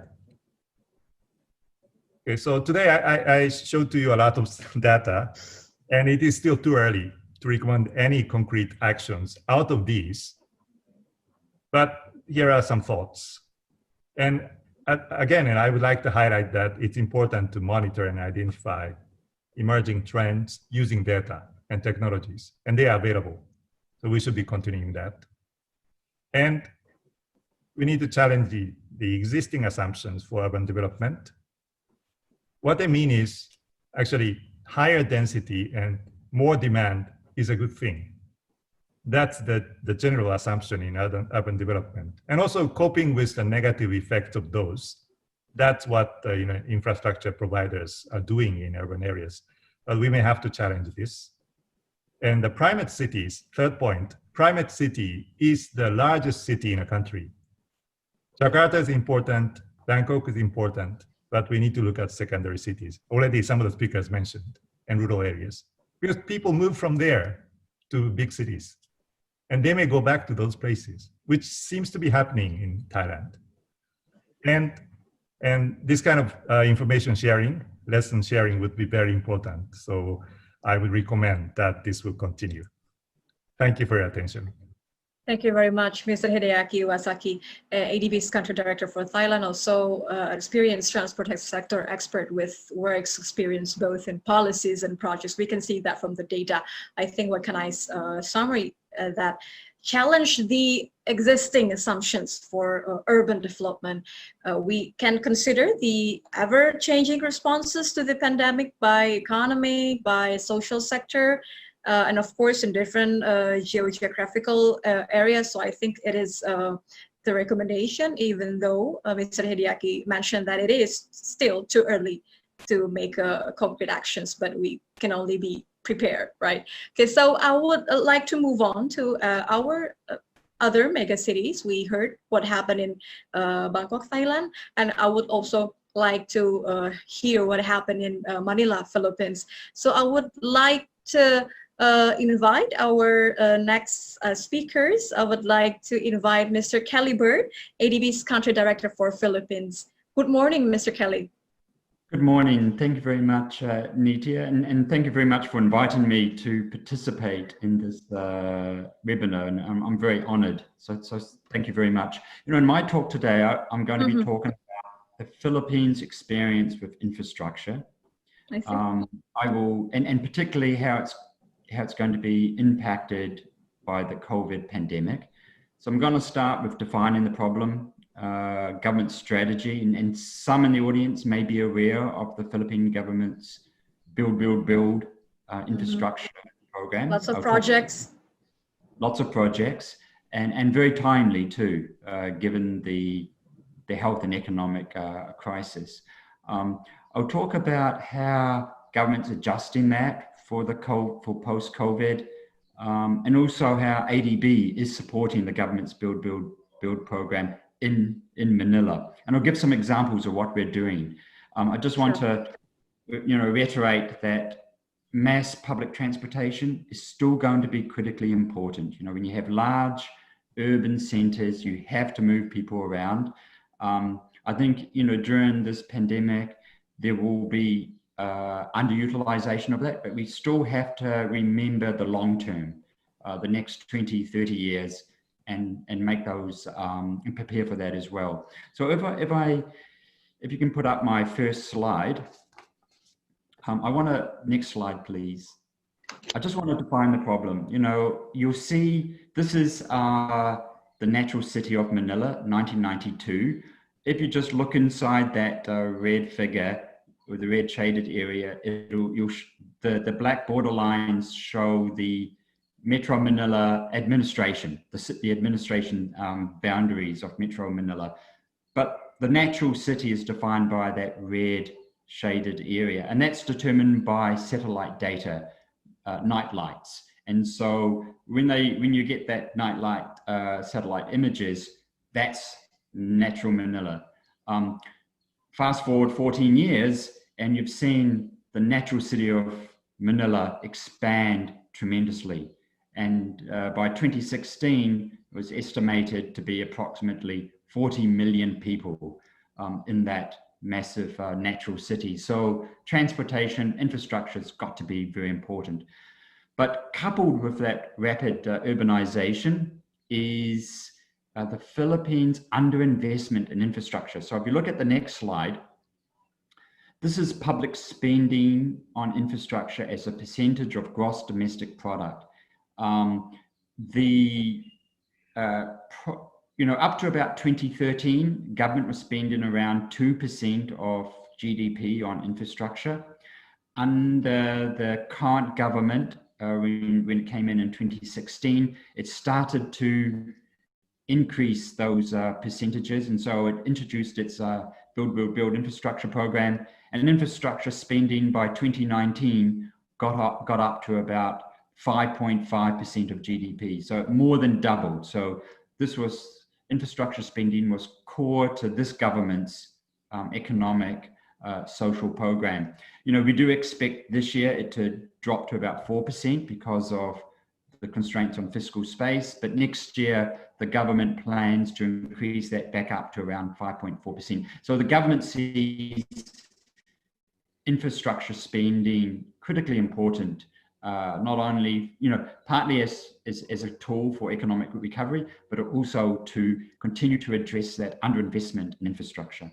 So we turn to the next slide.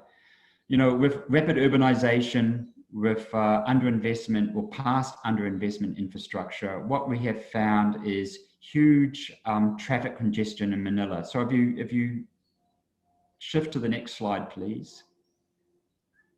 So what does this show? This is work that's done by our economic research department at ADB, and they have predicted the speed of a car in Metro Manila on selected days.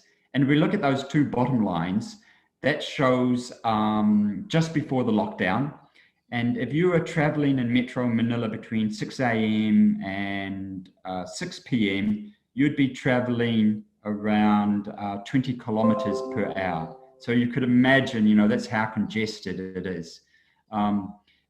During just slightly after the lockdown that was imposed in March, traffic improved up to about just over 30 kilometers per hour. But can you imagine it, driving a car in Metro Manila 25 kilometers per hour between, for most of the day? That's really slow traffic. If we turn to the next slide, this is just another reformulation of that. It's predicted speed by distance to the city center. Again, the bottom figures, the horizontal axis is the time of the day. But what it really tells you is that again, between 6 a.m. and 6 p.m., you know, if you are up to 10 kilometers away from the city center in Manila, you'll be driving around 22 to 25 kilometers per hour. So it can take you something like 2 to 3 hours to get to the city center. So that's a result of rapid urbanization and underinvestment in infrastructure pre-COVID. This is just what happened during COVID. The lockdown was imposed in March. It went until June, but this shows the visits to public transport stations slumped 80%, kind of similar to other countries in the region. Picked up again, but it's kind of plateaued around 60% due to the restrictions on the use of public transport. As the economy starts to open up again over the next 3 to 4 months, we should expect to see that increase. If we turn to the next slide, given all these, you know, rapid urbanization, traffic congestion, etc., government in 2016, when the new government came in 2016, they established the Build Infrastructure program. And they estimated in anywhere between 160 and 180 billion dollars in infrastructure needs by 2022. So they identified over 100 infrastructure projects around the country that they wanted to focus on. A lot of it is on mass public transport projects, and they're aimed to help to decongest Manila, but also to stimulate population shifts further north. So to help to ease population pressures in Metro Manila. For example, they're developing the new Clark City, which is about approximately 80 kilometers north of Metro Manila. So a lot of infrastructure now has been built around between Manila and that new Clark City in order to make it easy for people to live and travel to New Clark City. Part of their government build, they've got some cross-cutting themes, you know, connect regions, to promote environmentally sustainable development, reduce CO2 emissions, etc.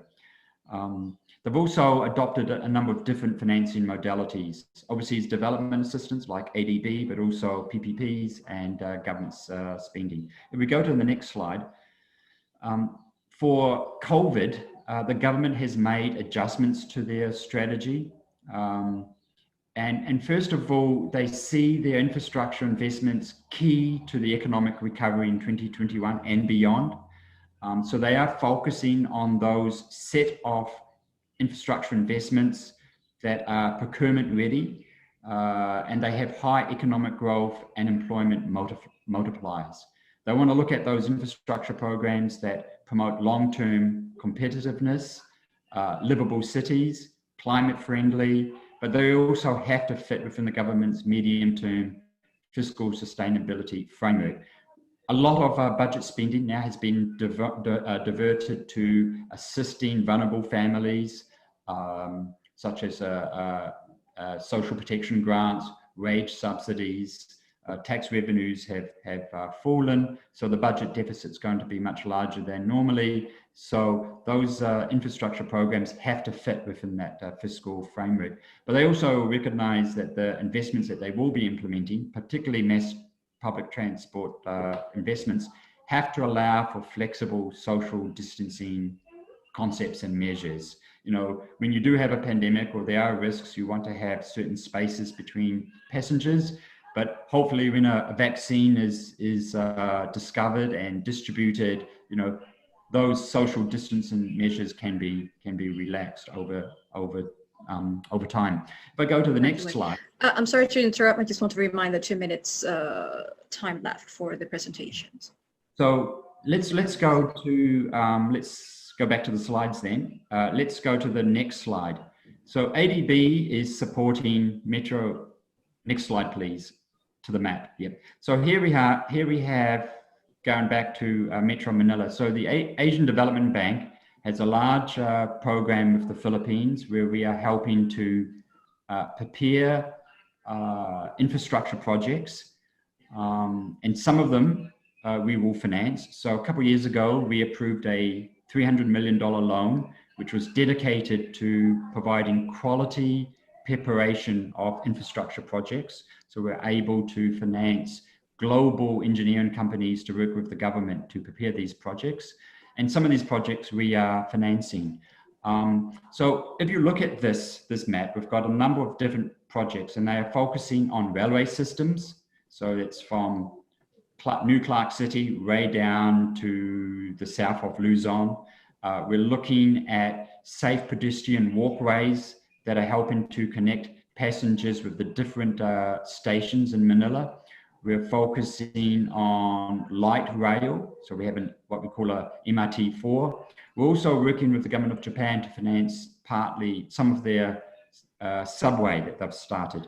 And then you'll see across Bataan and Cavite, the harbour, we've got a harbour bridge that we're now looking at, a 32-kilometre bridge.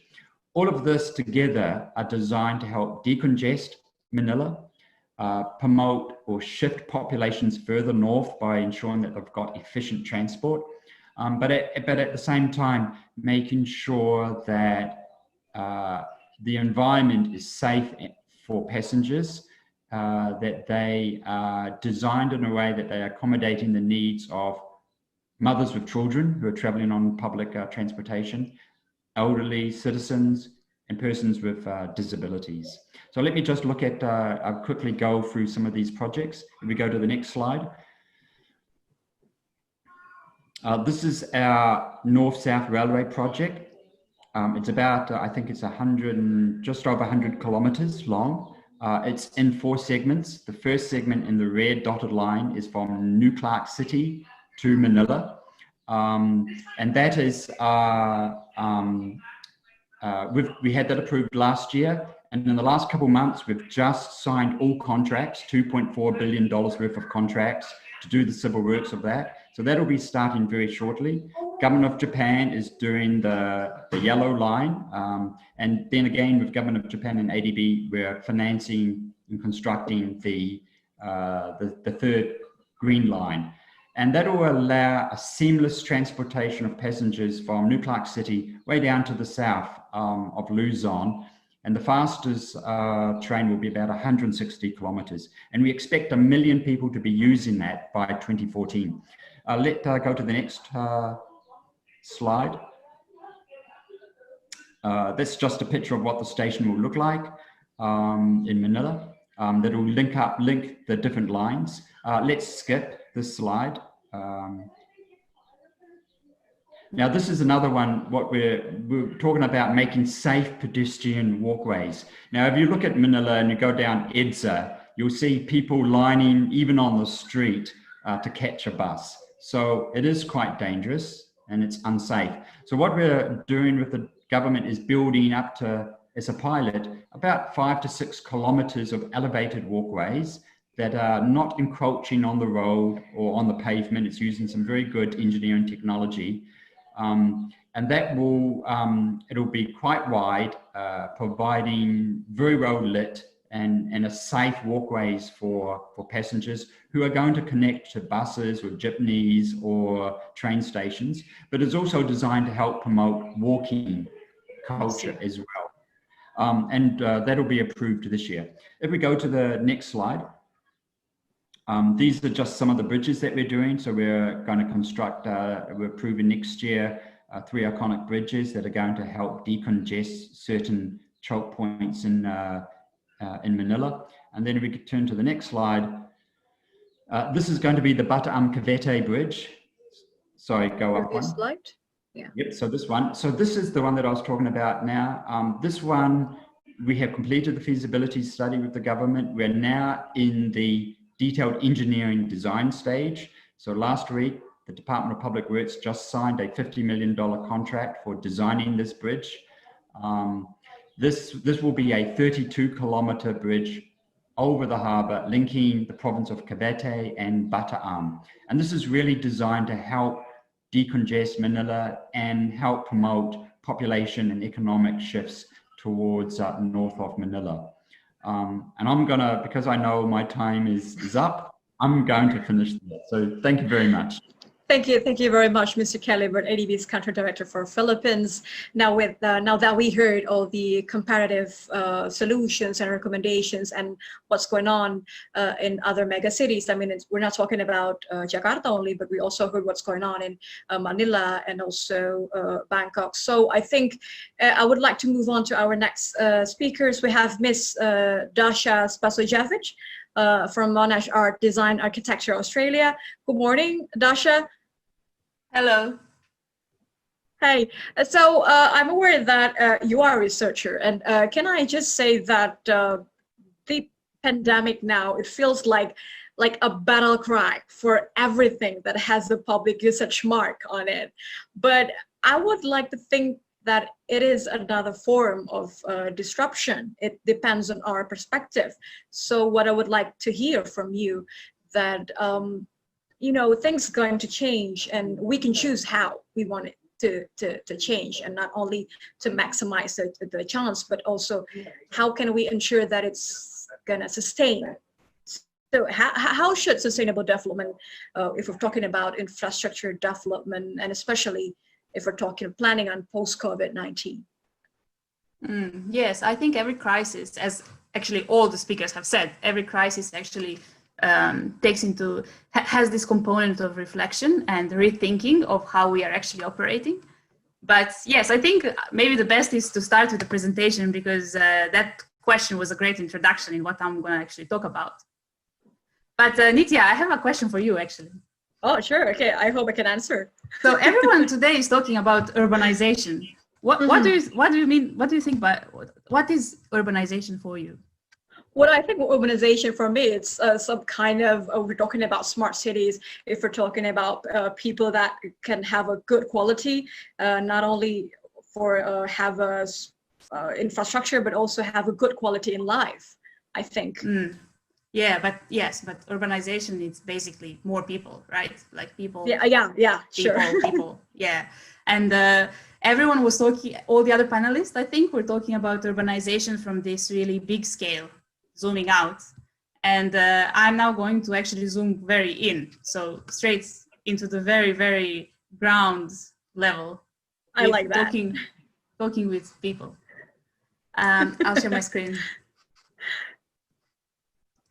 So I hope that if you're asking me about what is more people means, it doesn't mean that we're going to face more problems, because it's going to be like packed and, you know, more dense in terms of this mega cities.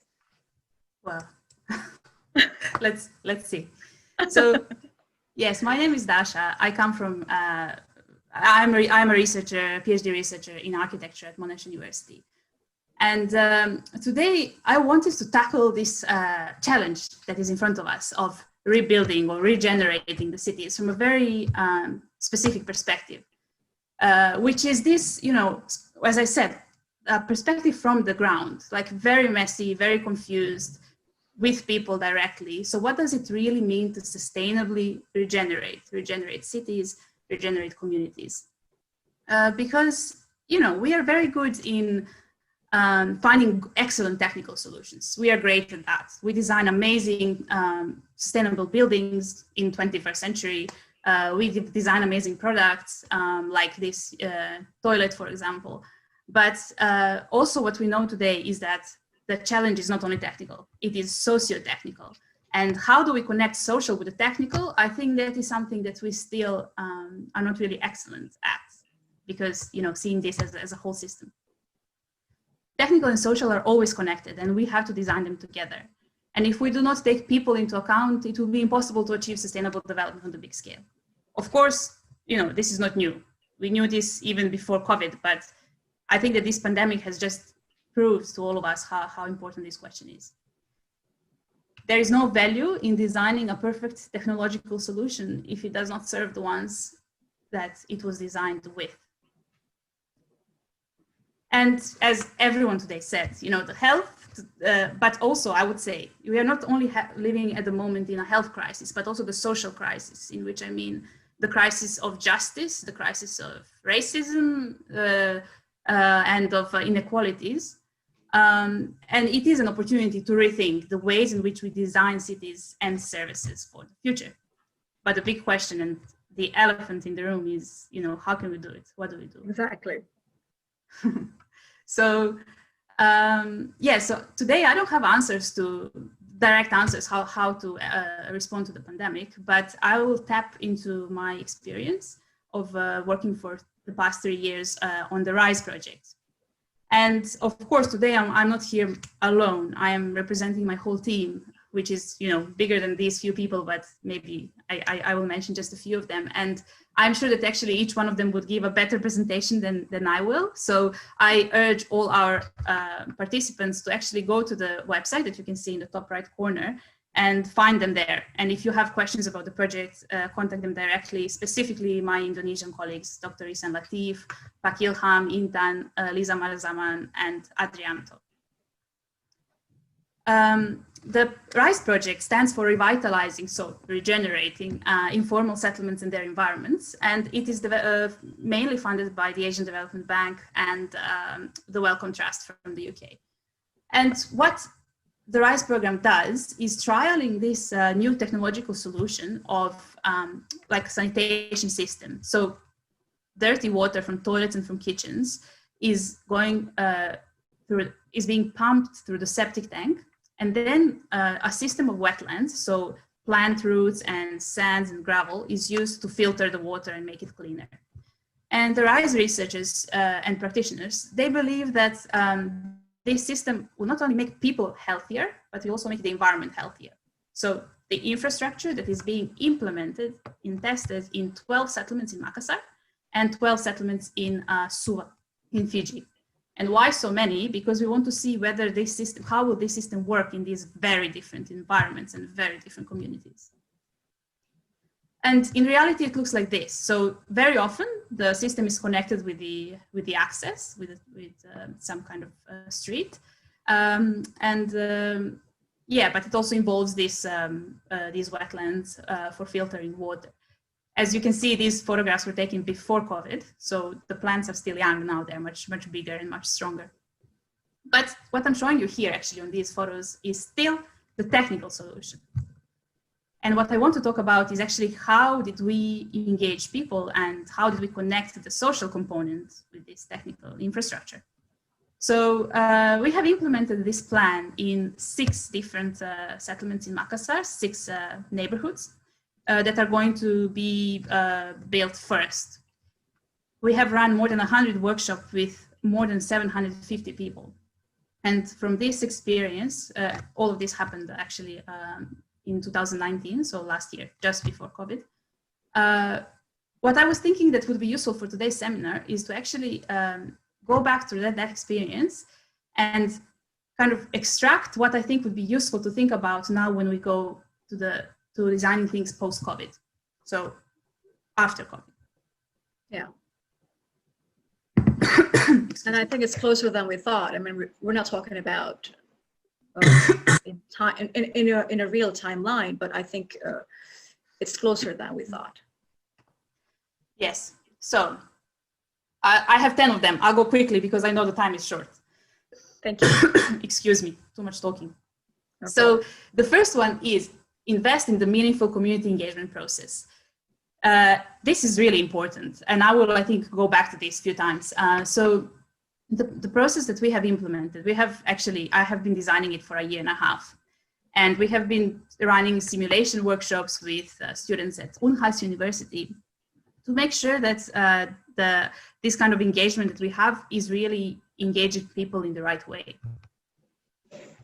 Because, you know, for example, if you are a funder, let's speak from the perspective of funder, there is always a project timeline, but the impact that you're aiming for always depends on that timeline. And why I want to stress this today is because with the pandemic, we feel that we need to act urgently, that we need to fix things quickly. But what is really important to remember is that it really takes time to create relationships, to create these meaningful relationships. And that maybe even though we are in an urgent situation, we should not rush with solutions immediately, but think about the impact that we actually want to have. Think about groups and about individuals. So sometimes it is really good to discuss some questions and some things in big groups like today. But very often we also need to talk with people, as Indonesians would say, heart to heart. So door-to-door communication is very important. And even though in big projects, especially big infrastructure projects, this can seem impossible, it is not impossible. Because the moment in which we assume that we know what people want, at that moment we start building for ourselves and not anymore for people that we are actually supposed to build for. Always connect with local values. We didn't call this process, co-design or participation. We called it PANRITA, which is short for Perencanaan Rikampungta, but it is also a word, and I'm sure that all of you listening today know what PANRITA means. So someone who has PANRITA, someone who can see far, who has a strategy, someone that the whole village goes to ask difficult questions. And PANRITA was something that resonated with people that we worked with, and they didn't see this as yet another project. So do not just repeat the projects. Every community is different, and think about an approach that is tailored for that community. Make a space for safe and open discussions. In Mr. Bird's presentation, there was this, in the strategy, there was this sentence saying, allow for flexible social distancing concepts. And I think we will be very focused on these physical measures, but safe space is not only a physically safe space, it is also a socially safe space. So we have always had this tent that we took with us, because the moment when you go to organize a meeting in someone's house, maybe at that moment you are already creating a conflict with another house. So being aware of socially safe space. And maybe this tent looks to some of you expensive or complicated. Actually, it could fit on a Go truck. Speaking of Gojek, and we could then assemble it very quickly together with local residents, and then use parts of the tent in the workshops that we were running together. Take into account the ones that will live in the future. Due to our short timelines and urgency of this situation, and maybe also not very high budgets, we always tend, unfortunately, to exclude children and youth from these processes. And we forget that it is not only about the spaces where they're going to live, but it is also how we are educating them to take care, to actually participate in building the city and to take ownership of these processes. And in our project, what we discovered is that this is really crucial and something that we need to work on. So there are many tools and many ways in which we can do this, but it is important that we put this on our agenda. Speak the language that everyone can use. As infrastructure engineers and architects, we usually have a lot of plans and drawings that maybe just a little tiny number of community members can understand, usually men and usually people with good jobs. And then this is just a motivation to, even when it comes to post-pandemic projects, to think about ways in which we can communicate our projects that do not use technical language. So here, this RISE infrastructure, we were designing it on the ground.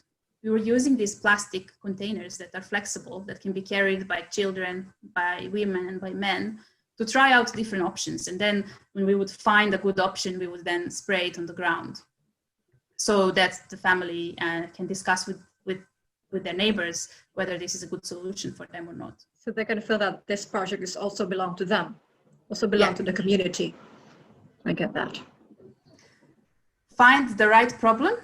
Again, so every time we had this big model where people could put some things, actually mark some things that are important for them, or some suggestions about, so this one about toilet, about wells, water, and water like PDAM, about environment, about access.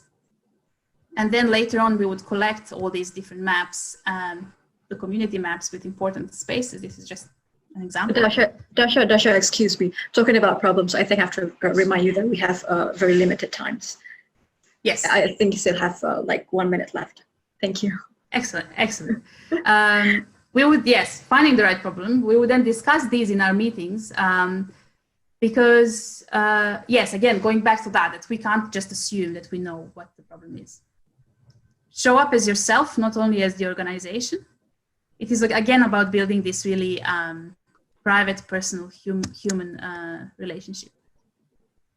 I'll just skip through this. Find the right communication channels along the design process. I know there is a lot of discussion about digitalization. I also saw an excellent question in the questions and answers about this. And yes, even though smart cities and digital tools are important, and they can indeed activate a lot of people, we always need to think about people who do not have access to these tools. And it's not only about people maybe who can't afford them, but it is also sometimes in relation to gender. So if in a family someone owns a phone, maybe that would more be a man than a woman. And I think we need to be also responsible to think about the variety of tools that we can use in different situations. And finally, this is my final message, to stay with the discomfort, because there are no easy solutions. So I think we're all going to face really difficult decisions in the future and difficult projects.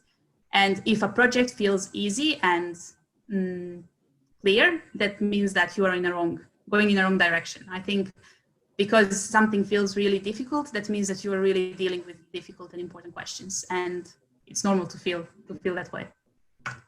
Thank you. It's normal to feel that way. Thank you. Thank you very much, Dasha Spasojevich, to share your thoughts and messages with us. I find it really calming somehow that we're talking more about the social impact, that what can we really do as a community, as a personal act. So thank you again, Dasha. And I would like to thank for all the participants. I'm aware that the numbers are going up.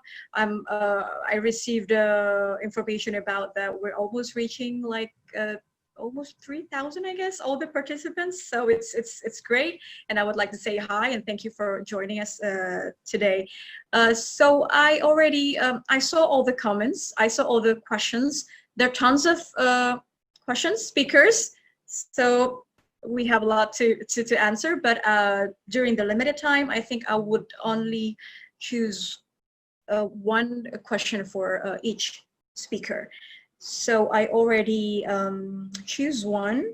Okay. So I think the first question, it's going to be question for Pa Amin. Pa Amin, are you ready? Amin, this first question for you. Yeah, I'm still here. Yeah, you have to be ready because there's a lot of questions, but I picked this sure. this question for you. So this question is from Rifda Ufaira. Rifda asks you, Pa Amin, how do you implement the plan on making a more compact city, considering DKI Jakarta is highly interconnected and related to the neighboring municipalities, and what kind of strategies are adopted for the provision of public service that will have to go, beyond the administrative boundaries, such as mass transit, for example? Yes, that's a very good question. I'll answer it from two angles. The first is actually on how the Jakarta itself, to make Jakarta is more congested in terms of certain area. So as I mentioned before, we want to have a polycentric development area in several areas that we determine, which is actually nearby the transportation point. So what we want to have is actually in the area of walking distance from 700 actually from the transportation node, we will provide them with the incentive so that the developer and the co-creator can actually make the building is more higher, so that all the facility can be provided in that area. And then that's it within Jakarta. But of course, we have to also coordinate with the other area. So we call it the Greater Jakarta, including Bekasi, Bogor, etc. And then don't forget South Tangerang. Oh yes, of course. Yeah, South Tangerang is it's a personal question then. Yeah, and actually we have a regular coordination. In fact, the Ministry of ATR, Agraria and Tata Ruang, It's actually the leaders in terms of coordinating all of the special planning within all of the greater area, which is Jabodetabek. So we keep collaborate also not only with the private sector, but also with other government within the same area of Greater Jakarta. Thank you, Nitya. Okay, thank you very much, Pak Amin, to answer. I hope our attendees, Mbak Rifda Ufaira, I hope the answer is clear. I'm aware that there's a lot of questions also to Pak Amin. Maybe we can have all these answers, and we're going to discuss this on another webinars. So I'm aware that we already have another questions for the other speakers. I'm just gonna choose one of them. Wait, because there's a lot of questions. Okay, so I think this question is goes to Mr. Hideaki. So Mr. Hideaki is from Dita, from University of Indonesia. I think, oh, this one is interesting. So she stated the fact that the increasing density of the mega cities has allowed to greater connectivity, to mobility, that it keeps adding. So it helped to make the cities more sustainable. But at this point, how do we manage density when contagious disease risk turning this advantage into threats? And because coming out of this pandemic, urban resilience should be a top priority for policymakers. I think what she would like to ask is, where does this policy maker stands for this issue? Yeah, thank you, Nitya. And actually, I was reading this. Some other questions I already answered, but this one is a tough one, actually. And I know that's why I picked it. Yes, and this is really going back to my first slide on urbanization and its challenges. And urbanization is basically built on higher density, more people, as Dasha also mentioned. And that's a good thing. And that's the whole assumption for building or planning anything in urban areas. But now that's being challenged. That's the challenge I was talking about. And probably practically approach that can be taken is to develop secondary centers closer to your homes and also secondary cities. So that way you can control the density in the main city center. Otherwise, basically people try to come to a bigger economic center and bigger, economic location in the biggest city. So at this moment, I don't have any good solution, but that may be one practical way. And I understand that Jakarta is already trying to do that. I see. And I recall that you mentioned that it is still too early to make such an action, like immediate action. Yeah. Thank you very much. Yeah, Nitya, but I think Jakarta is already taking good actions. I would think. Yeah, we could only hope so, because I think it's the ever-changing situation. I mean, the restrictions also adapting to how it's, how the changes goes. We can only prepare, I think. And I actually have one more question for you. And this is coming from Risa. This is for Mr. Hideaki. I think her question is that, what is the strategy to support the operator or local stakeholders in financing the urban transportation project? I think it's one of the profession, I think it's profession, yeah. Yes, again, this one is a very, very difficult question. Again, and basically we are talking about rail-based systems. Subways or elevated, they are very costly, and they are possible because there's high density and high demand. But if that is not happening, I think their financial viability will be in a question. That's what the question this question says. Yeah, probably public sector will have to play a bigger role in this. If they see that there are benefits associated with investing in urban public transport systems, which I believe is the case, then probably public sector will have to also play some role, and also using land value capture or other modalities to get wider revenue sources for building this kind of system. What do you think, Mr. Kelly? I mean, I'm sorry, I want it to be a more collaborative session. So I would like to move on to Mr. Kelly. What are your thoughts about this, Mr. Kelly? I mean, if we're also talking about the laws, we're also talking about the regulations when we want to modifying, improving the public spaces. What do you think about this? Okay, can you go back to the first question? This is in terms of public transport systems. Oh, yeah. The first question that I also asked Mr. Hideaki was the question from Risa. She's asking that what is the strategy to support the operator or local stakeholders? And I'm adding the question is because there are laws and regulations in cities if you want to talk about modifying the public transport or public facilities. Okay, both of them are in a way related. So on the first question, if I just look at what the Philippines is doing, so, in the past they relied heavily on the private sector, and back in 2010 they introduced the public-private partnership modality as well as a way for financing or sharing the cost and the financing of infrastructure.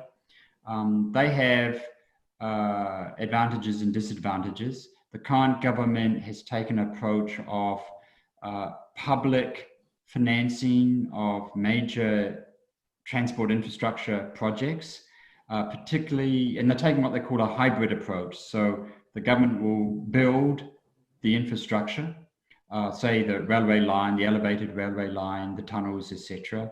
And then they will contract a private operator, say, to run the train system. So it's taken a more hybrid kind of PPP approach. So they are been able to share the risks and the financing. I think that's a very sensible one, because we've got with very high density urban areas like Manila, you've got to take a more coordinated, planned approach. And you've got to kind of share the risks of that. And those kind of projects might not happen without the public sector being involved. Because there's a lot of externalities, benefits. If you've got an electrified railway system, you're reducing CO2 emissions, for example, and that's a benefit to society that the private sector might not necessarily take into account. Now, when you're looking at spaces in urban areas, there are regulations. From the ADB side, we do focus a lot on, and it's very important for us, is that all of our projects go through an environmental impact assessment, and also if it requires resettlement of populations, we have to go through quite a lengthy assessment of that, consultations with the potential, the affected families, for example. So having regulations are going to be important, particularly if it's related to environment and to resettlement of communities or families, to make way for, say, a railway line or a highway, for example. So we do need regulations. We call them safeguards, and they are important. There may be, on the other hand, other regulations that are impeding, that are just high cost, that are nuisance, that don't have any benefit. And yes, those ones should be streamlined, simplified, or even removed. But critically important are those environmental and social safeguards and regulations. They are very important. Thank you very much, Mr. Kelly. So I have this questions for Dasha. Dasha, the question is a little bit a different kind of question, but I think it's related to our topic today. So the question is, how do you manage conflicts during this process? Can you raise some example of conflicts among the community? Yes, sure. To be honest, this is the question I get the most often, because I think people are so afraid of conflicts, and they shouldn't be. We are afraid of them because we don't. Usually you just say, oh, this community is problematic, there's many conflicts. You say that when you don't know the people, when you are not really there. Because conflict just means that there is something to talk about. And when it comes to infrastructure, now going back to this big scale that everyone else is in, infrastructure is not just something technological, because everything that happens afterwards, everything that happens later in the city, depends on how the infrastructure is designed. So conflicts about infrastructure are really important because they are discussions about infrastructure. And about examples, there are many examples. Usually they come from misunderstanding of the project or the community. Pamali, land, water, when someone feels vulnerable, when someone feels not respected or not addressed in an appropriate way. And all conflicts, they lead to some resolution if you are there, if you get involved. If you don't get involved, then you just say, oh, it's conflict, it's difficult. So I'll leave it there. Okay, so I think if we're talking about conflicts, that we're going to deal with it, no matter what, if you're taking the stance of government or the community, or even as experts and researchers, as all the speakers here. I think that, quoted from you, we cannot be afraid of the conflicts. Because, yes, conflicts are good. Yes, because from the conflicts then we can have these webinars, because of from the conflicts that we can have to find the solutions. Thank you, thank you very much. And I hope that Vieni Andro Prasatyo, that's the one who asked questions, I hope that Dasha's answers would at least enlighten your spirit to not be afraid of the conflicts itself, because I think it's the thing that we have to deal with every day. So I think that will be all the questions. Would all the speakers, I would give 1 minute each for the speakers to have a closing statement and the messages that you hope that we can have after this session. Maybe I can start with Bapak Amin. Can you have a closing statement for us? Thank you, Nitya. Again, I mean, this crisis of COVID has provided us with several challenges, but also with open up several opportunities. So it's time for us to rethinking our city and also making some of the structural changes in our city, so that we can have a more livable city for us to live together with even a better social interactions amongst the people living in the city. I guess that's my final notes from this webinar. Thank you. Thank you very much, Bapak Amin. And I would like to move on to Mr. Hideaki. Hideaki, can I have your a final message for this international webinars? Yeah, thank you, Nitya. And thank you again for inviting me for this seminar. Actually, it's a lot of learning experience for me. And going forward, one thing I didn't mention in my presentation is actually ADB is financing a private sector company to build 2 elevated railway lines, which will be serving the suburbs of Bangkok. So looking at the travel behavior change trend, probably, I think these will be a useful investment to connect, suburbs, not really to move people to city centers to create more congestions and more risks. So, and also probably we need to look at other types of similar investments in suburbs or residential areas to improve their quality of life and probably productivity, and probably they can also contribute a lot to economic growth. So that's my final statement. Thank you. Thank you very much, Mr. Hideaki. And I would like to move on to Mr. Calibert. Please, Mr. Kelly. Thank you very much, Nitya. Just very briefly, I want to sort of emphasize that you know, the COVID pandemic has exposed existing problems related to our massive dense cities, you know, mega cities like, for example, Manila. And what it tells us is that, you know, we still have to address those problems about congestion, about pollution, etc. And those solutions do require a smart way of approaching it, but mass public transportation will be important. We do, you know, not only, you know, that's going to be important, but it's got to be done efficiently and safely. We've got to create those spaces. And I think what Dasha said, it's not just physical spaces, but it's also those social spaces that are important in urban areas. But also, you know, COVID is intermingled with climate change. And I think we do also have to address those issues around climate change, you know, whether it's kind of the transportation that's adding to that, energy sector, etc. So I think the other kind of the three issues were the three takeaways for me from this webinar. So thank you very much. Thank you very much, Mr. Calibert. And last but not least, Ms. Dasha, your thoughts of it. Yes, I will be short. I'll just repeat what I said because I think that's the most important. So if it is hard, if it gets hard, when it gets hard, don't go for the easy solution because probably it's the wrong one. I love that. I like that very much. Thank you very much again. Thank you for all the speakers. Bapak Amin Subakti, Chief of Governors Delivery Unit of Jakarta Provincial Government. Thank you, Mr. Hideaki Iwasaki, ADB's Country Director for Thailand.